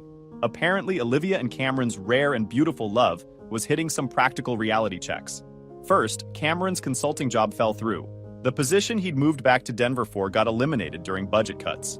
He was suddenly unemployed with no backup plan. Olivia was also unemployed since she'd quit her teaching job mid-year, which is basically professional suicide in education. Schools don't hire people who bail on their students in May. She'd burned that bridge completely. So now they're 2 unemployed adults living in a 1-bedroom apartment in Capitol Hill that cost $2,100 a month, burning through Cameron's savings. A former co-worker of Olivia's, who I'd stayed friendly with, sent me this gem. Olivia came by the school to collect her things from her classroom. Word had spread about what she did. Nobody would talk to her. The principal barely acknowledged her existence. She tried to explain to a few teachers about finding her soulmate, and one of them literally said, "You abandoned 4th graders 3 weeks before the end of the school year. Those kids cried when you left. Don't talk to me about love." She left crying. The teaching community in Littleton had completely rejected her. Turns out people don't respect adults who traumatize children by abruptly abandoning them without explanation or closure. Then the social media posts started. Olivia began posting these overly dramatic declarations about their love. Pictures of her and Cameron looking spontaneous and free. Captions about choosing happiness over security. And following your heart even when everyone doubts you. Classic overcompensation. When you have to constantly tell everyone how happy you are, you're probably trying to convince yourself more than anyone else. The comments were brutal. Mix of people calling her out, people expressing disappointment, people saying she'd made a huge mistake. She'd set everything to private within days, but screenshots were already circulating. Cameron wasn't helping. He'd post these philosophical quotes about conventional society, not understanding true passion, about how real love requires sacrifice, about how they were like modern-day Romeo and Juliet. Romeo and Juliet died, my guy. Not the best comparison. But the real karma started hitting around week 4. Cameron's ex-girlfriend from California found out about the whole situation. Apparently, they'd only broken up 2 months before he moved back to Denver. She was under the impression they were on a break while he figured out his next career move. She commented on one of his romantic posts about Olivia. "Funny how you told me we were soulmates and you were just taking time to get your life together. Guess I wasn't the right soulmate. Good luck with this one." That post blew up. People started putting the timeline together. Cameron had overlapped relationships. He'd been telling his California girlfriend one thing while pursuing Olivia with the true love narrative. Olivia's sisters found it and sent it to her. According to her sister Lauren, who I'd stayed in touch with, Olivia confronted Cameron, and he explained it away as his ex being bitter and dramatic. Red flag city, but Olivia was in too deep to acknowledge it. Then the money problems got real. Cameron had been living off savings, but those were running out. Started picking up gig work. DoorDash, Uber, random contract jobs. The successful consultant image was evaporating fast. Olivia tried to get another teaching job. Every school she applied to called her previous principal for references. That principal was professional, but honest. She terminated her contract mid-year without notice, abandoning her classroom and students during a critical development period. I cannot recommend her for a position working with children. Education is a small world. That reference followed her everywhere. She couldn't get hired at any school within 50 miles. She ended up taking a job at Starbucks. Nothing wrong with service industry work, but it's a harsh reality check when you go from career teacher to barista because you nuked your professional reputation for a guy. Week 6, the House of Cards, collapses. 6 weeks after the non-wedding, everything came crashing down in spectacular fashion. Cameron's ex from California decided she wanted her stuff back that he'd taken when he moved. Flew to Denver unannounced. Showed up at their apartment. Olivia answered the door. According to the story I got from Lauren, who got it from Olivia during a crying phone call, the ex took one look at Olivia and said, "Oh honey, you poor thing. You actually believe his soulmate garbage?" He used the exact same lines on me, word for word. The ex proceeded to pull out her phone and show Olivia screenshots of texts from Cameron. Same romantic phrases, same poetry quotes, same "you're my destiny" lines. Copy-pasted from one relationship to the next. The guy had a script, a literal playbook for making women think they were his once-in-a-lifetime love. Olivia tried to defend him, but the ex wasn't done. Did he tell you about Rebecca? Or Jennifer? Or the girl whose engagement he crashed in San Diego? This is what he does. He finds women who are settled and stable and convinces them to blow up their lives for him. Then when reality sets in, and you're broke and struggling, he gets bored and finds the next one. The ex left her contact info and walked out. Olivia confronted Cameron. He admitted there had been other relationships, but swore what they had was different, was real, was special. But the seed of doubt was planted. She started going through his phone while he was sleeping, found texts to multiple women, found dating app profiles that were still active, found messages where he'd been keeping his options open the entire time they'd been together. The final straw came when she found messages between Cameron and one of her former bridesmaids. He'd been flirting with her for weeks, telling her she was wasting her beauty on the wrong guys. Olivia lost it. They had a massive fight. Neighbors called the cops because of the yelling. Police showed up, separated them, took statements. Cameron moved out that night, went to stay with some friend across town, left Olivia alone in the apartment she couldn't afford, with no job, no savings, and no support system. She called her parents. They let her come home but made it clear she'd created this disaster herself. She tried calling me, multiple times from different numbers. Finally got through because I didn't recognize the number. "Sam, please, I know I don't deserve it, but I need someone to talk to. I made the worst mistake of my life. I ruined everything. I threw away the best thing that ever happened to me for a guy who was using me? Please. I just need to hear a friendly voice. I listened to her cry for about 30 seconds. Olivia, I'm not your emotional support system anymore. You made your choice. You humiliated me in front of everyone I know. You abandoned me at the altar with a post-it note. And you somehow thought showing up at the reception with the guy you left me for was appropriate. I'm not interested in helping you feel better about the consequences of your actions. Please, I'm begging you. I have nobody. Everyone hates me.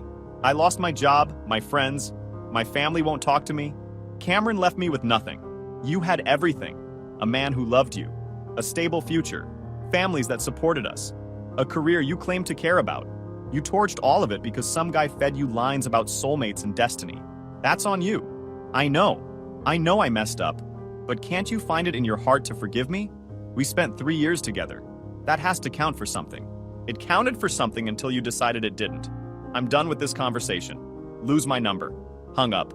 Blocked the new number. Felt nothing but relief. The actual aftermath. Moving forward. Here's where I'm supposed to tell you about how I found someone better and got perfect revenge by living an amazing life. Close, but it took some time. The first few months were rough. Not because I missed Olivia, but because I was dealing with the aftermath of a very public humiliation. People looked at me with pity. Friends tried to set me up with their single friends, like I was a charity case. Family members kept asking if I was okay in that way that meant they assumed I wasn't.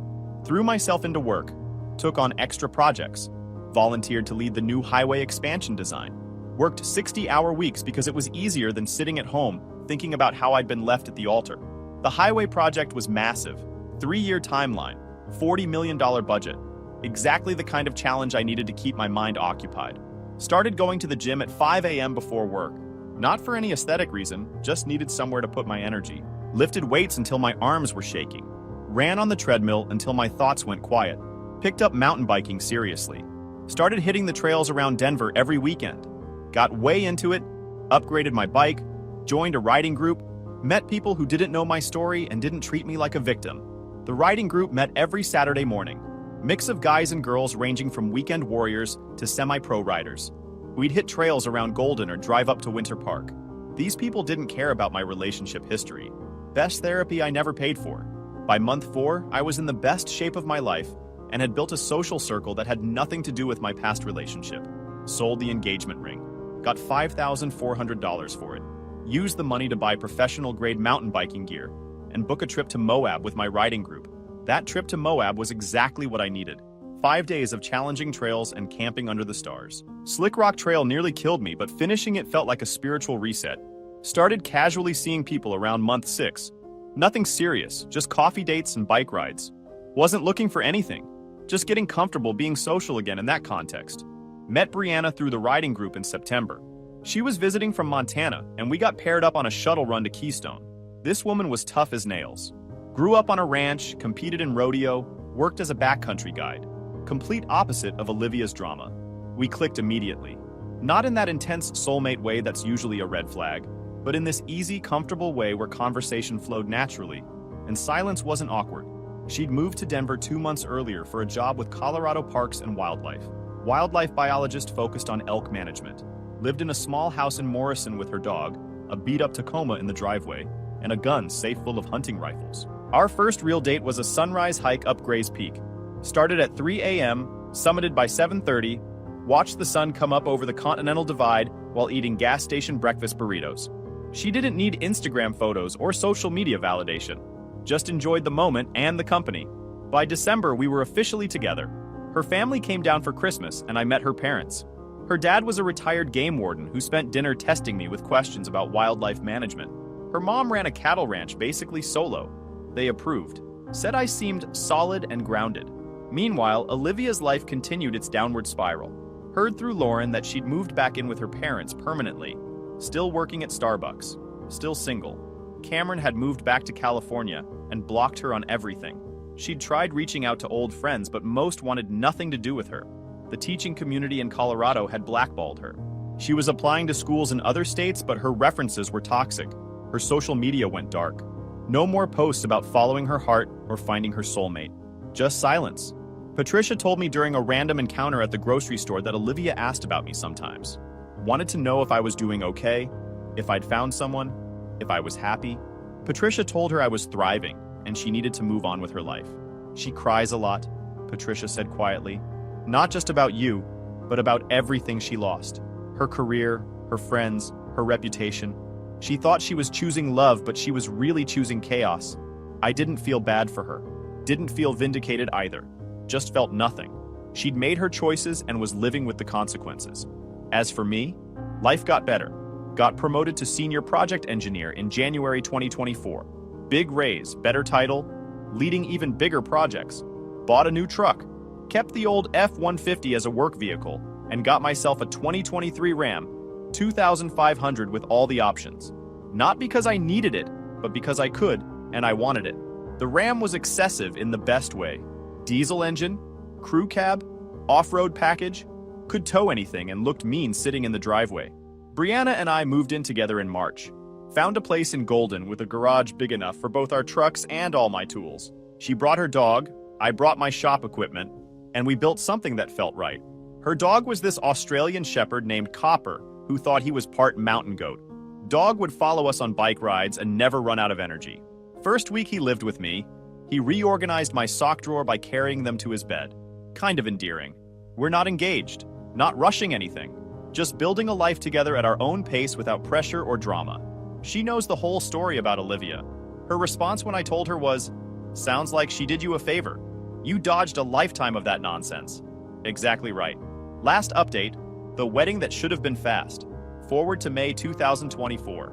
1 year after the non-wedding. Brianna and I are at this outdoor gear expo in Denver.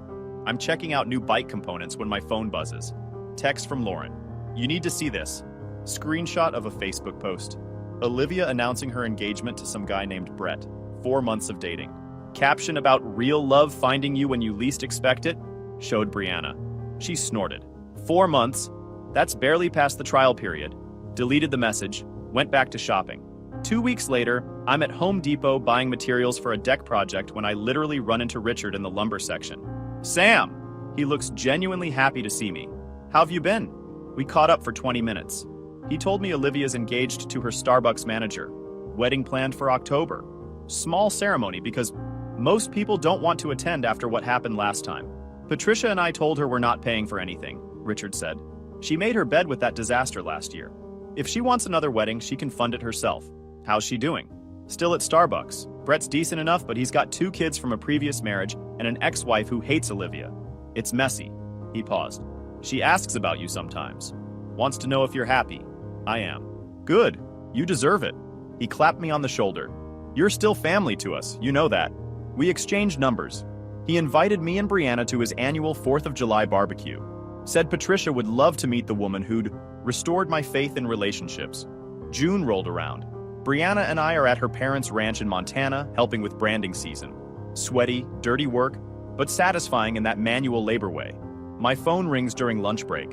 Unknown number. Almost didn't answer. "Sam? It's me. Olivia. How'd you get this number? Your mom gave it to me. Please don't hang up. I need to tell you something."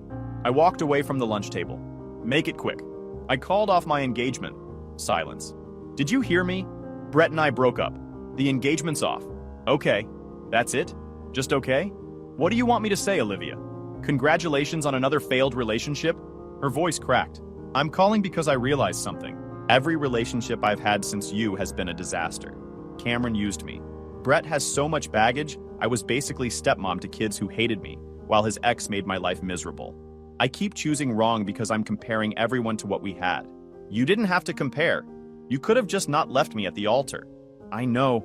God, I know. I think about it every day. That post-it note. Your face when you walked down that aisle and I wasn't there. I destroyed the best thing in my life for a fantasy. And now you want what? Forgiveness? Closure? To hear that I'm miserable too? I want to know if there's any chance." "No, you didn't let me finish. I don't need to. The answer is no to whatever you're about to ask. No to coffee. No to catching up. No to being friends. No to giving you closure. No to making you feel better about what you did. Please, Sam, I'm drowning here. I've lost everything. My career, my friends, my dignity. You were right about all of it and I was so stupid. You were. And that's your problem to solve, not mine. Are you seeing someone? None of your business." That's a yes. Long pause. I hope she knows how lucky she is. She does. Because I chose her every single day and I'll keep choosing her. Something you never understood. Can I just... Hung up. Blocked the number. Walked back to the lunch table. Brianna looked at me with raised eyebrows. Ex-fiancé? I said. The altar one? Yep. Wanted to reconnect now that her second engagement fell apart. What did you say? No. She grinned. Good. Now finish your sandwich. We've got 40 more head to brand this afternoon. That's what I liked about Brianna. No drama, no endless analysis. Just simple acknowledgement and moving on. 4th of July came around. Showed up at Richard and Patricia's barbecue with Brianna, a case of craft root beer, and the custom cutting board I'd made in Richard's workshop last year. Patricia answered the door and immediately pulled me into a hug. Sam, we've missed you so much. She turned to Brianna. And you must be the famous Brianna we've heard about. Spent the afternoon exactly like old times. Helped Richard grill burgers and brats. Patricia gave us the full garden tour. Met Olivia's sisters and their families. Everyone treated us like we'd never left. Olivia's younger sister Michelle pulled me aside around sunset. Thank you for coming. Mom and Dad really needed this. They lost a daughter when Olivia did what she did. But they also lost you.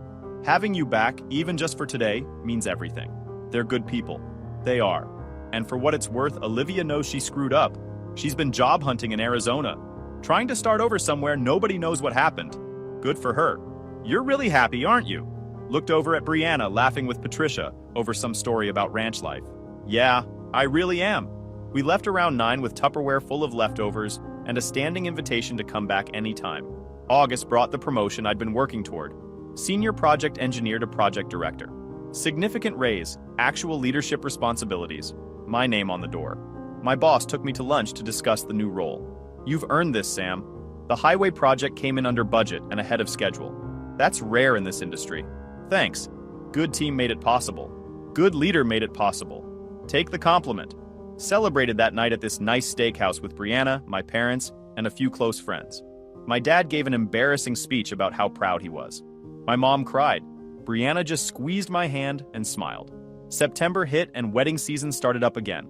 Got invited to 3 different weddings between September and November. Brianna and I went to all of them. At the second one, ran into one of Olivia's bridesmaids, Jessica, the one who told me I should take the high road. She approached me at the reception with this awkward smile. Sam, hi. I didn't know you'd be here.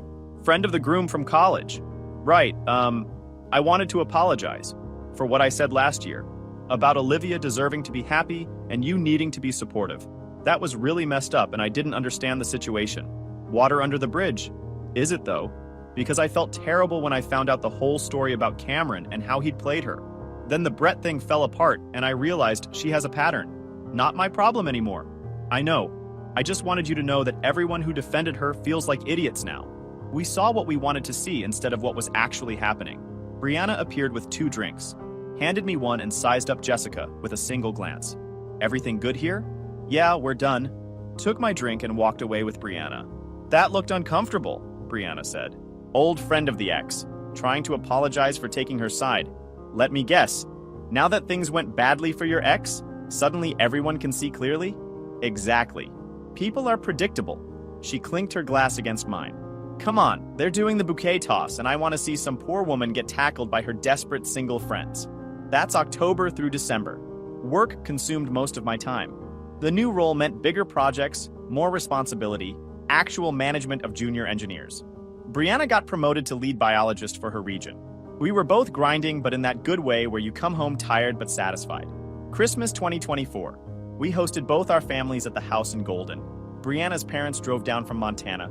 My parents came from Ohio. 11 people total crammed into our place for 3 days of cooking, stories, and competitive board games. If you enjoyed this video, please hit that subscribe button. It really helps the channel and help us bring you more and better stories. Thanks. After a decade of marriage, my wife said, "You'll never be her real dad. Stop pretending." So I stopped pretending. The next morning, I heard them both laughing about me in the kitchen. I quietly packed my bags and left a note. You're right. Sup, Reddit. 10 years of my life just got erased by one sentence. 10 years of making school lunches, helping with homework, attending every single parent-teacher conference, teaching a kid how to ride a bike without training wheels. Gone in an instant. All because my wife decided to remind me I'm not Brooklyn's real dad. Well, She was right. And that realization changed everything. Here's how a decade of playing father ended in less than 48 hours. I'm 38 male, a general contractor running my own small company here in Colorado. Started from nothing about 12 years back, working my way up from framing houses to managing entire renovation projects. Spent my 20s doing the grunt work nobody else wanted, crawling through attics in 110-degree heat, demolishing bathrooms covered in black mold, framing additions in sub-zero temperatures, the kind of work that separates people who talk about being contractors from people who actually do the job. Built my client base one project at a time, mostly through word of mouth and showing up when I said I would. Novel concept, apparently. The money's decent, not rich by any means, but comfortable enough that I could afford a nice house in a good school district and provide for a family. I drive a 10-year-old truck that runs perfectly because I maintain it myself, live below my means, and save aggressively. My dad's advice echoing in my head, son, you can either look rich or be rich. Pick one. The company now employs 4 guys full-time, plus we bring in subcontractors for the bigger jobs. We specialize in historic home renovations and custom carpentry, the kind of detailed work that requires actual skill instead of just following YouTube tutorials. My business partner Carlos handles the commercial contracts while I focus on residential. It's a good setup that lets me maintain control without being buried in paperwork 80 hours a week. I met Maria, 36 female, about 10 years ago at a community barbecue that my neighbor Jake hosted every 4th of July. One of those sprawling suburban affairs with too much potato salad and dads competing over who could grill the perfect burger. Maria was there with her 7-year-old daughter Brooklyn, recently moved into the neighborhood after a divorce. The bio dad was completely out of the picture, like vanished when Brooklyn was barely walking. Maria told me he'd moved to another state for work, sent maybe 3 child support checks total, then just stopped responding to emails, texts, everything. She'd tried tracking him down through the courts for child support enforcement, but he kept moving around, working under-the-table jobs, basically doing everything possible to avoid responsibility. For all practical purposes, he didn't exist in Brooklyn's life. Maria seemed overwhelmed but determined. Single mom working full-time, raising a kid alone, trying to maintain some semblance of normalcy. I respected that. Brooklyn was shy at first, hiding behind her mom's legs, but she warmed up when I started showing her how to skip rocks in Jake's pond. By the end of that barbecue, she was chattering away about her favorite cartoons and asking if I could teach her how to catch frogs. Maria and I started dating casually about a month after that barbecue, coffee dates that turned into dinner dates, which turned into weekend outings where Brooklyn would tag along. I was careful not to push too hard into the father role. I'd seen guys try to force that dynamic and watched it blow up in their faces. Let it develop naturally. Brooklyn was this bright, energetic kid who loved drawing elaborate fantasy worlds. Dragons, castles, princesses with swords instead of the usual damsel in distress nonsense. She'd fill entire notebooks with these detailed stories and illustrations. I'd sit with her at Maria's kitchen table, asking questions about her characters, helping her spell difficult words, watching her face light up when I remembered details from previous stories. Around year 2, Brooklyn started calling me Dad without anyone pushing it. Just happened one morning when I picked her up for school because Maria had an early meeting. "Bye, Dad!" she yelled, hopping out of my truck. My throat got tight. Maria smiled and said it was sweet, that Brooklyn clearly felt safe with me. We got married when Brooklyn was 8. Small ceremony, just close friends and family. I'd already basically moved into Maria's place by then. But after the wedding, we made it official. A year later, I started the adoption process. Maria was all for it, said it would make us a real family legally. Birth certificate amendment, name change, the whole deal. The judge congratulated us, said it was heartwarming to see a man step up for a child who wasn't biologically his. I took that responsibility seriously. Started a college fund for Brooklyn immediately. Automatic deposits every month into a 529 plan. Made sure she had good health insurance through my business. Updated my will to include her. This wasn't some casual stepfather situation. As far as I was concerned, she was my daughter. Period. The house we lived in? I bought it 3 years before I even met Maria. Spent months house hunting, looking for something with good bones in a neighborhood that wasn't going to hell. Found a 1970s ranch-style place that needed work, but had solid framing and a great lot. The previous owners had let it deteriorate. Water damage in the bathrooms, outdated electrical, kitchen from the Carter administration. I got it for a steal because most buyers saw a money pit. I saw a project. Saved up for years working 60-hour weeks, putting down 20% to avoid PMI, then spent every weekend for 2 years renovating. gutted the kitchen myself, installed new cabinets I built in my workshop, upgraded all the electrical to current code, refinished the hardwood floors that were hiding under disgusting carpet. My buddy Carlos helped with the plumbing. Tyler handled the HVAC system. By the time I finished, that house was worth double what I paid. When Maria and I got married, my attorney, a guy named Frank, who'd seen way too many contractors lose everything in divorces, insisted on a prenup. He'd watched his own brother, also a contractor, lose his business, his house, his retirement savings, everything in a brutal divorce settlement. The ex-wife got half of the construction company despite never working a day there. Frank's brother ended up starting over at 52, working as a framing subcontractor for companies he used to compete with. "Don't be my brother," Frank told me while drafting the documents. "Protect what you built before this marriage. Hope for the best, plan for the worst." Maria wasn't thrilled when I brought up the prenup, called it unromantic and insulting, asked if I was planning to divorce her before we even got married. I stayed firm, explained it wasn't about not trusting her, it was about protecting 12 years of work and investment. My dad had hammered this lesson into my head since I was old enough to understand it. The prenup was straightforward. What I brought into the marriage stayed mine. The house, my business, my pre-marriage savings and retirement accounts, all separate property. Anything we built together during the marriage would split 50-50 if things went south. Anything she brought in stayed hers. Fair and balanced. She eventually signed, but there was always this undertone of resentment about it. Like I'd forced her into some humiliating agreement instead of just protecting assets I'd spent years building from nothing. For 10 years, I was Brooklyn's dad in every way that mattered. I taught her how to ride a bike in our driveway on a sunny Saturday morning, running alongside her with my hand on the seat until she got her balance, then letting go and watching her wobble down the street before realizing she was doing it alone. The pride on her face when she turned around and saw me standing 20 feet back, clapping. Took her to every single dance recital, even the brutally long ones where 40 kids performed and she was on stage for maybe 8 minutes total. Sat through 3-hour shows just to watch her do a 2-minute tap routine, cheering louder than anyone else in the audience. She'd scan the crowd during her performance until she spotted me, then her nervous expression would relax into a smile.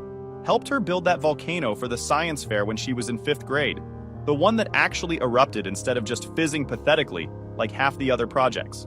We spent an entire weekend in the garage perfecting the baking soda to vinegar ratio, testing different paint colors for the papier-mâché mountain, adding tiny plastic dinosaurs around the base because Brooklyn insisted it needed environmental context. It won 2nd place, and she was convinced we'd been robbed of 1st. Coached her soccer team for 2 seasons when she was 12 and 13, despite knowing absolutely nothing about soccer strategy beyond kick the ball toward the goal.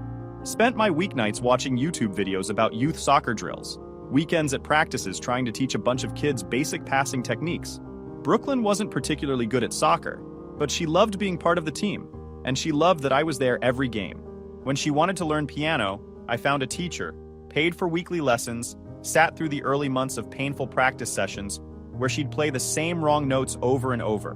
Bought her a decent digital piano for Christmas so she could practice at home. She never became a prodigy, but she got good enough to play recognizable songs, which was the goal. Paid for braces when she was 14, $4,800 worth of orthodontic work that insurance barely touched. Drove her to every adjustment appointment. Stocked the fridge with soft foods when her teeth hurt. Never complained about the cost because that's what fathers do. Brooklyn and I had our routines, our inside jokes, our thing. Sunday morning pancakes where she'd help me flip them. She was terrible at it. Always flung them too high and they'd land halfway off the pan, but it became our tradition. We'd eat them anyway, even the misshapen disasters. Terrible movie marathons where we deliberately watched the worst-rated films we could find just to mock the acting and plot holes. She'd make popcorn, I'd provide the commentary, and we'd laugh ourselves sick over how bad some movies actually were. Hardware store trips where Brooklyn would push the cart and I'd let her pick out paint colors for her room every time she wanted to redecorate, which was approximately every 8 months. Her room went from pink to purple to turquoise to yellow to gray, and I painted it every single time without complaining. Taught her how to properly use a paint roller, how to cut in around corners with a brush, which primer to use for which situations. Normal dad-daughter stuff that I genuinely loved. Stuff I thought would last forever. Stuff that meant something.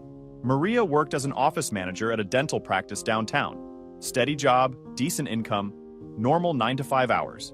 She'd been there for about 8 years, knew the systems inside and out, basically ran the administrative side while the dentists focused on pulling teeth and filling cavities. She made around $48,000 a year, which wasn't bad for our area. But I'd always been the primary breadwinner by a significant margin. My contracting business cleared about $95,000 annually after expenses and paying my guys. I paid the mortgage every single month for 13 years. Covered the property taxes, the homeowner's insurance, the utilities, both car payments because Maria's credit wasn't great, and my name got us better interest rates. Health insurance for all three of us through my business plan. I handled the big expenses, the emergencies, the irregular costs that pop up when you own a house. New water heater when the old one died? My money. Roof repairs after that hailstorm? My money. Tree removal when that cottonwood in the backyard started leaning toward the garage? My money. Maria contributed to groceries and her own personal expenses. Clothes, salon visits, the occasional girls' night out with her friends. She'd pay for Brooklyn's school supplies sometimes, split the cost of birthday presents for family members. But the heavy financial lifting was on me, and I never complained about it because that's what you do for your family. You carry the weight. The cracks started showing maybe 2 years ago, subtle at first, but getting more pronounced as Brooklyn hit her teenage years. Maria would make little comments about me being too strict when I set rules. When I said no sleepovers on school nights because Brooklyn had a geometry test the next morning, Maria would roll her eyes and mutter about me being controlling and not understanding how teenagers work. When I required homework to be finished before video games, Maria would undermine me by telling Brooklyn she could take a break and play for an hour first. There was this incident when Brooklyn was 15 where she wanted to go to a concert on a school night. Some pop star I'd never heard of. Show didn't even start until 9 p.m., and the venue was an hour away. I said no, suggested we look at weekend shows instead. Maria went behind my back and bought the tickets anyway. Told Brooklyn they'd work it out with Dad later. I found out when Brooklyn accidentally mentioned it, asking what time we were leaving for the concert. Had to be the bad guy and cancel the whole thing, which led to a massive fight where Maria accused me of ruining Brooklyn's fun and being jealous of their mother-daughter bond. Another time, Brooklyn asked for an iPhone upgrade to the latest model, despite her current phone being barely a year old and working perfectly fine. I said no, explained that we don't just replace things because new versions exist. Maria bought her the phone anyway, put it on a credit card I didn't know she'd opened, then acted shocked when I was upset about the surprise $900 charge. She's a teenage girl, Maria said, like that explained everything. Her friends all have the new model. You don't want her to be embarrassed, do you? Brooklyn started pushing back more too, testing boundaries with that teenager attitude where everything turned into an argument. Simple requests like clean your room became 20-minute negotiations. Asking her to help with dinner dishes resulted in dramatic sighs and complaints about how none of my friends have to do chores. The respect that had been there when she was younger started eroding. She'd talk back, slam doors, give me that eye-roll teenager's perfect around age 14. I tried to be patient, remembering that teenagers are supposed to push boundaries. But Maria wasn't helping. She was actively undermining my authority, while simultaneously complaining that I was being too controlling. Last month, things escalated. Brooklyn wanted to spend an entire weekend at some party 3 hours away. A classmate's family had rented a cabin, and apparently a bunch of high schoolers were going. The party was supposed to run from Friday night through Sunday afternoon, and Monday was a school day. I said no, not because I wanted to ruin her fun, but because I didn't know the family hosting, had no way to verify there'd be adult supervision, and the whole setup sounded like a recipe for disaster. Plus, 3 hours away meant if anything went wrong, we'd be too far to help quickly. Brooklyn threw a fit, started yelling about how I never let her do anything, how all her friends' parents were cool, and I was just paranoid and controlling. Maria, instead of backing me up, took Brooklyn's side. She's 17, not 7, Maria said, folding her arms. You need to start trusting her judgment instead of treating her like a child. I do trust her, I replied. I don't trust a bunch of unsupervised teenagers 3 hours from home. That's not unreasonable. It's a normal teenage experience. You're being overprotective. We went back and forth, voices getting louder, until Maria finally dropped the bomb that ended everything. She looked me dead in the eye, voice ice cold, and said, "You'll never be her real dad, so quit pretending you have that kind of authority. Stop acting like you get to make these decisions." The kitchen went silent. Brooklyn was standing right there, watching. She didn't defend me, didn't say anything, just looked at her mom with this expression I couldn't quite read. I didn't yell, didn't argue. Something inside me just switched off, like a circuit breaker flipping. The part of me that had been trying so hard for a decade, the part that loved them, believed we were a real family, wanted to build something lasting. It just went dark. I turned and walked out to the garage, where I've got a small workshop set up. Spent the next 3 hours organizing tools, wiping down my workbench, sorting through boxes of nails and screws. The kind of mindless work that lets you process things without having to think too hard. Maria never came to check on me.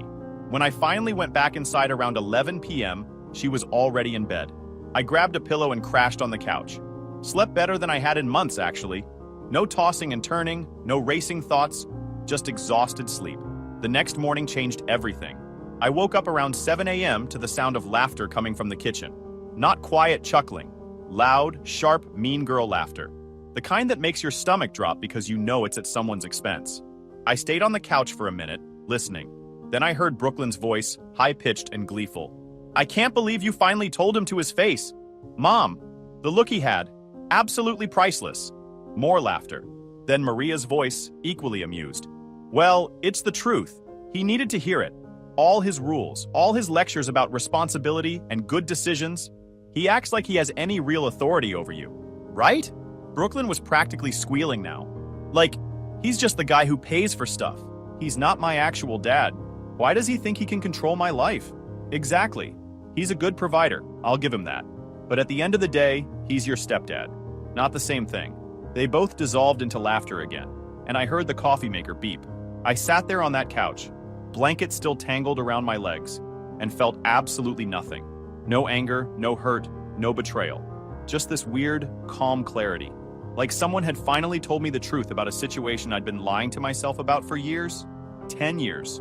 A decade of my life. Raising a kid who wasn't mine biologically, but who I loved like she was. And to them, I was just the wallet, the backup plan.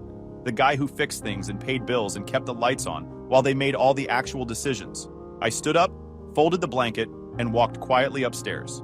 Pulled my old military duffel bags from the back of the closet. I'd done 4 years in the Army before getting into contracting, and those bags had survived multiple deployments. Started packing methodically, clothes, toiletries, important documents, the framed photo of my parents who'd both passed a few years back. Left everything else. The pictures from Brooklyn's dance recitals, the world's best bonus dad mug she'd given me for Father's Day 3 years ago, the Father's Day cards she'd made when she was younger. All of it stayed. Looking at that stuff now just made me feel sick. While I packed, I made phone calls. First call, Gerald, the real estate agent I'd worked with when I bought the house. Good guy, straight shooter, did mostly contractor sales. "Gerald, it's me. Need to list the house immediately. How fast can you move?" He was surprised. "Everything okay, man? You've only been in that place for like 13 years. Everything's fine. Just need a change. Can you get paperwork ready today?" "Yeah, I can swing by this afternoon with the listing agreement. You want me to do a market analysis first, or just list it at a competitive price?" "Competitive price. I want it sold fast, not sitting on the market for months." "Got it. I'll have the sign ready for tomorrow morning." "Perfect." Second call, my attorney, the same guy who'd drawn up the prenup. He's handled a bunch of my business contracts over the years, knows my situation. "It's happening," I told him when he picked up. "I need to start divorce proceedings." Long pause. Then, "About time, honestly. I've been waiting for this call." What finally did it? I gave him the short version, the kitchen conversation, the laughing, all of it. "Jesus. Okay, here's what we do. The prenup protects you on the big stuff. House, business, pre-marriage assets. File as soon as possible and don't engage with her emotionally. Everything in writing from here on out." "Understood. One more thing. Do you have access to the joint accounts?" "Yeah. Pull out your half today. Open a new account at a different bank, one she doesn't know about. Leave her half in there plus maybe 1 month's worth of bill money, then walk away. Don't touch anything that's clearly hers, but protect what's yours." I spent the next hour doing exactly that. Opened a new checking account at a credit union across town. Transferred my pre-marriage savings and half of our joint account, plus all my business funds. Left the joint account with exactly enough to cover 1 month of utilities and her car payment. After that, she was on her own. Changed my direct deposit information so my paychecks would go to the new account. Updated all my business banking. Methodical, clean, no drama. By the time I finished packing and handling finances, it was almost noon. The house was empty. Maria had left for work, Brooklyn for school. I carried my bags downstairs, loaded them into my truck. Then I went back inside one more time. Found a notepad in the kitchen drawer, the same spot where they'd been laughing about me just hours earlier. Wrote 7 words and left the note right there on the counter. You're right. I'm not her real dad, and you're not my real family. Walked out, locked the door, drove away. Never looked back. I headed straight to the small office I rent for my contracting business. Just a one-room space in a strip mall where I handle paperwork and meet with clients. Sat in the truck in the parking lot for maybe 20 minutes, just breathing, letting everything settle. Then I got to work. Called my buddy Tyler, who's been my friend since our army days.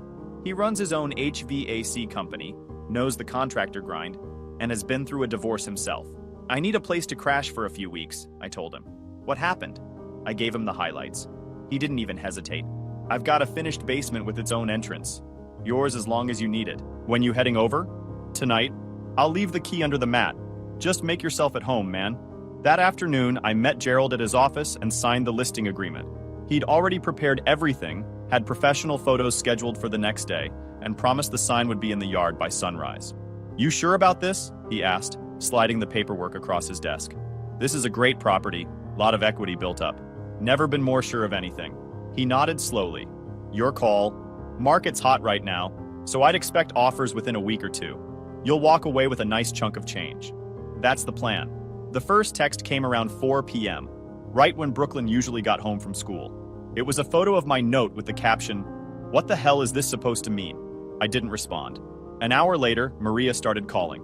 Let it go to voicemail. She left 7 messages in a row, each one escalating. First confusion, then anger, then bargaining, then panic. I listened to exactly none of them. Spent that evening at Tyler's place. He ordered pizza, we watched a game. Didn't talk about the situation much. Just normal guy stuff. His wife Amy came down at one point, gave me a hug, told me I could stay as long as I needed. Good people. The explosion came the next morning. My phone started ringing at 7 a.m. sharp. Maria calling from the house, her voice shrill enough that I had to hold the phone away from my ear. There's a for sale sign in our yard. What did you do? I answered calmly. Morning, Maria. It's not our yard. It's my yard. And I'm selling my house. You can't do this. We live here. This is our home. No, this is my home. You and Brooklyn were living in it. Past tense. You've got 30 to 60 days depending on how fast it sells. I'd start apartment hunting. This is insane. You can't just throw us out on the street. I'm not throwing you anywhere. I'm selling my property. There's a difference. You're an adult with a job. Figure it out. I'm calling my lawyer. You'll regret this.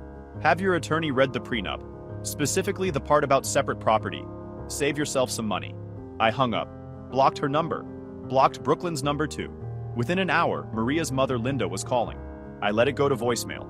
Her message was a 3-minute rant about me being a heartless monster who was abandoning his family and destroying a child's life.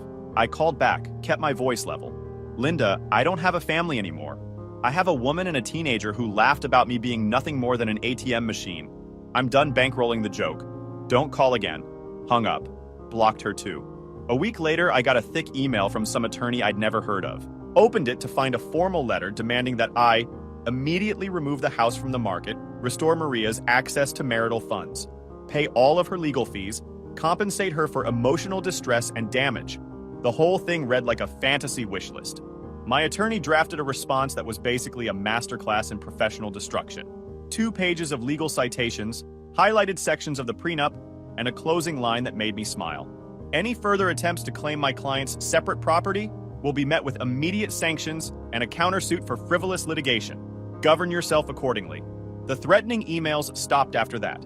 The house sold in 8 days. Cash offer, $20,000 over asking price.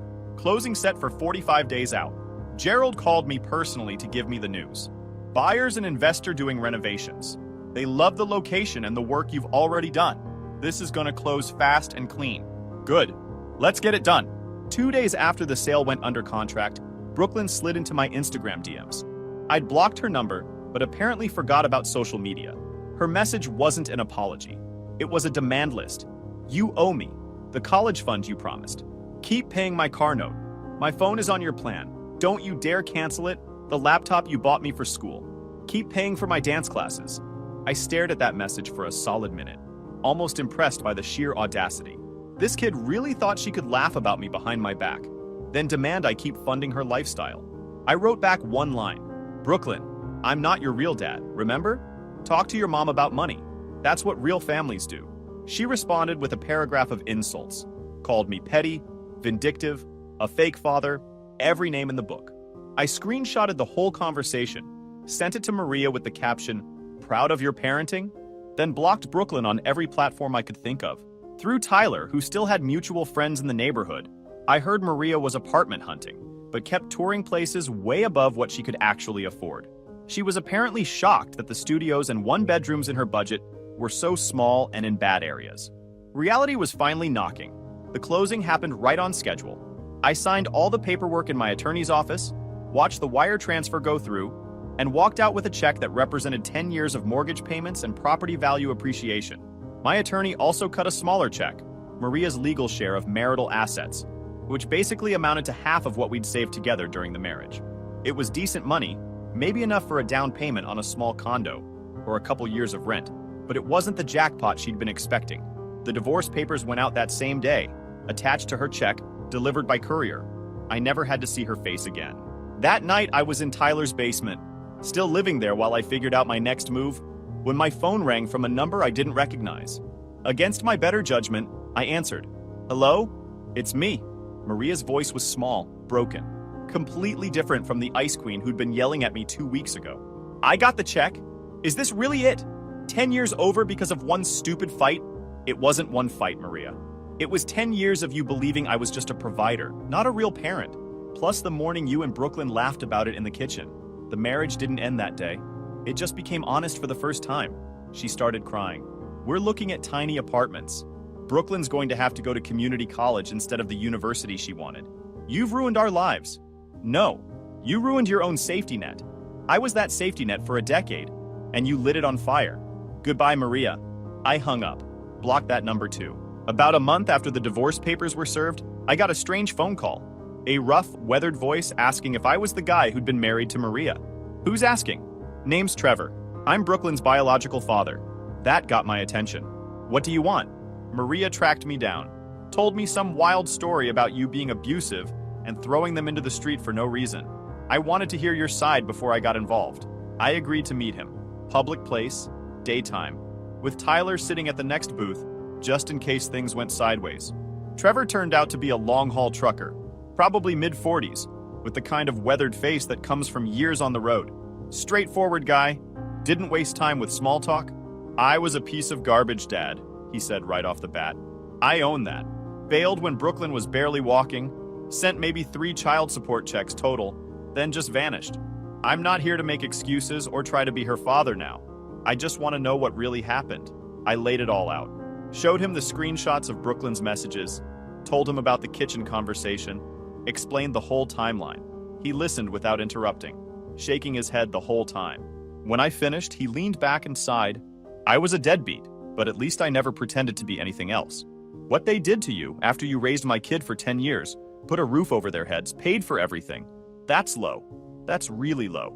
Appreciate you hearing me out instead of just believing her version." Maria's always been good at playing the victim. I remember that from when we were together. She'd start fights, then cry to her friends about how mean I was.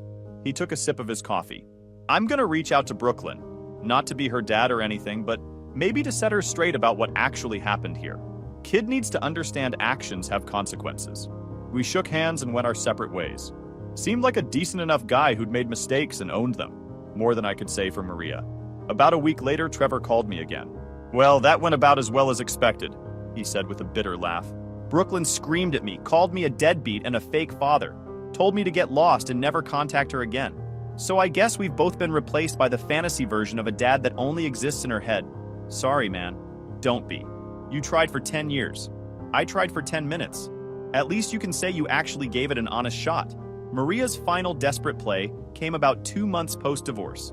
She apparently tried to sabotage my business by calling my biggest client, a property management company that keeps me busy with regular renovation work, and leaving a hysterical voicemail. According to my client Patricia, Maria claimed I was mentally unstable, going through a breakdown, and might not be reliable anymore because of my divorce situation. Patricia called me directly, and I could hear the amusement in her voice. "I've been doing this for 20 years.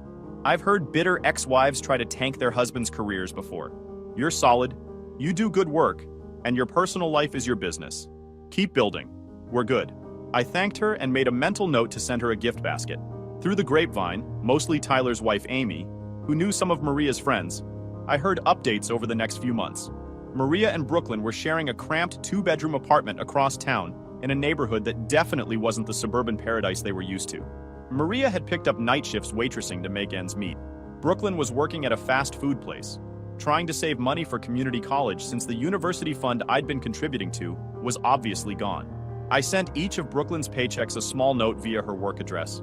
This is what happens when you burn good people. Learn from it. Petty? Maybe. Satisfying? Absolutely. I ran into Maria once, about 4 months after everything imploded. I was at the grocery store shopping for the week when I saw her in the produce section. She looked older, tired in a way that isn't just physical exhaustion, but the kind that settles into your bones when reality crashes the party. She was with some new guy, younger, dressed in gym clothes like they'd just come from working out. Our eyes met across the vegetables. She opened her mouth like she might say something. I gave her a polite nod, the kind you'd give any stranger, and pushed my cart in the opposite direction. Felt absolutely nothing. No anger, no satisfaction, no lingering attachment, just nothing. About 6 months after that grocery store encounter, I got a call at my office from a number I didn't recognize. Answered it to find a stressed-out male voice on the other end. Is this the guy who used to be married to Maria? I'm Mitchell. I'm dating her now. Or I was. It's complicated. Okay? What do you want? I need to talk to someone who's been through this. Can we meet? Just for like 20 minutes and a coffee? Against my better judgment, I agreed. We met at a diner near my office. Mitchell turned out to be a personal trainer in his early 30s, built like he lived at the gym, but with this desperate, hunted look in his eyes. I met Maria on a dating app about 3 months ago, he started. She told me this whole sob story about her evil ex-husband, who abandoned her and her daughter, threw them out of their house for no reason, left them broke and struggling. I felt bad for her, wanted to help. Let me guess, she's been bleeding you dry financially? His face answered before his words did. I've been covering her rent for 2 months, bought groceries, paid for Brooklyn's school supplies, fixed her car when it broke down. Last week I found out she opened a credit card in my name without telling me and maxed it out. I almost laughed. Same playbook, different victim. When I confronted her about the credit card, she cried and said she was desperate and didn't know what else to do. Then I started asking around, talked to some people who knew both of you, and the story I heard was completely different from what she told me. Let me fill in the gaps. I gave him the real version, the kitchen conversation, the laughing, all of it. Mitchell looked like he might be sick. I've been calling her ex a monster for months, telling her she deserved better. Meanwhile, she's running the exact same game on me. Here's my advice. Cut off all financial support immediately. Close any accounts she has access to. Change your locks if she has a key. And brace yourself. She's going to lose her mind when the money stops. Threats, tears, her family calling you, all of it. Don't engage. Just walk away. He thanked me like I'd just handed him a life preserver and left looking determined. I heard later he'd broken up with her the next day, moved to a different apartment to avoid her showing up, and was working with a lawyer to deal with the credit card fraud. About a year after I'd walked out of that house, I got a text from a number I didn't have saved. Long message, carefully written, clearly thought out. It was Brooklyn. I know you probably don't want to hear from me, and I don't blame you. But I need to say this. I've been working and going to community college, and I've had a lot of time to think about everything that happened. Watching my mom run the same game on Mitchell that she ran on you finally broke through my denial. Plus, I've been talking to Trevor, my biological father, and he's helped me see things differently. What I said to you, what we both said, was awful. You didn't deserve any of it. For 10 years, you were the only dad I knew, and you were a good one. I threw that away because I was selfish and stupid, and believed my mom's version of reality instead of seeing the truth. I'm sorry. I know that doesn't fix anything, but I needed you to know I finally understand what I did. I stared at that message for a long time. Thought about the 7-year-old kid who used to run to the door when I came home from work, excited to show me her latest drawing. The girl who'd fallen asleep on my shoulder during long car rides. The teenager I'd taught to drive, even though she'd nearly taken out my mailbox 3 times. I wrote back, I appreciate you reaching out and taking accountability. That took courage. I genuinely wish you the best, Brooklyn. I hope you build a good life for yourself. That was enough. I didn't need a relationship with her. Didn't need to be her dad again. But I could acknowledge her apology and move forward. She never responded, and I never reached out again. Some chapters close cleanly. If you enjoyed this video, please hit that subscribe button. It really helps the channel and help us bring you more and better stories. Thanks.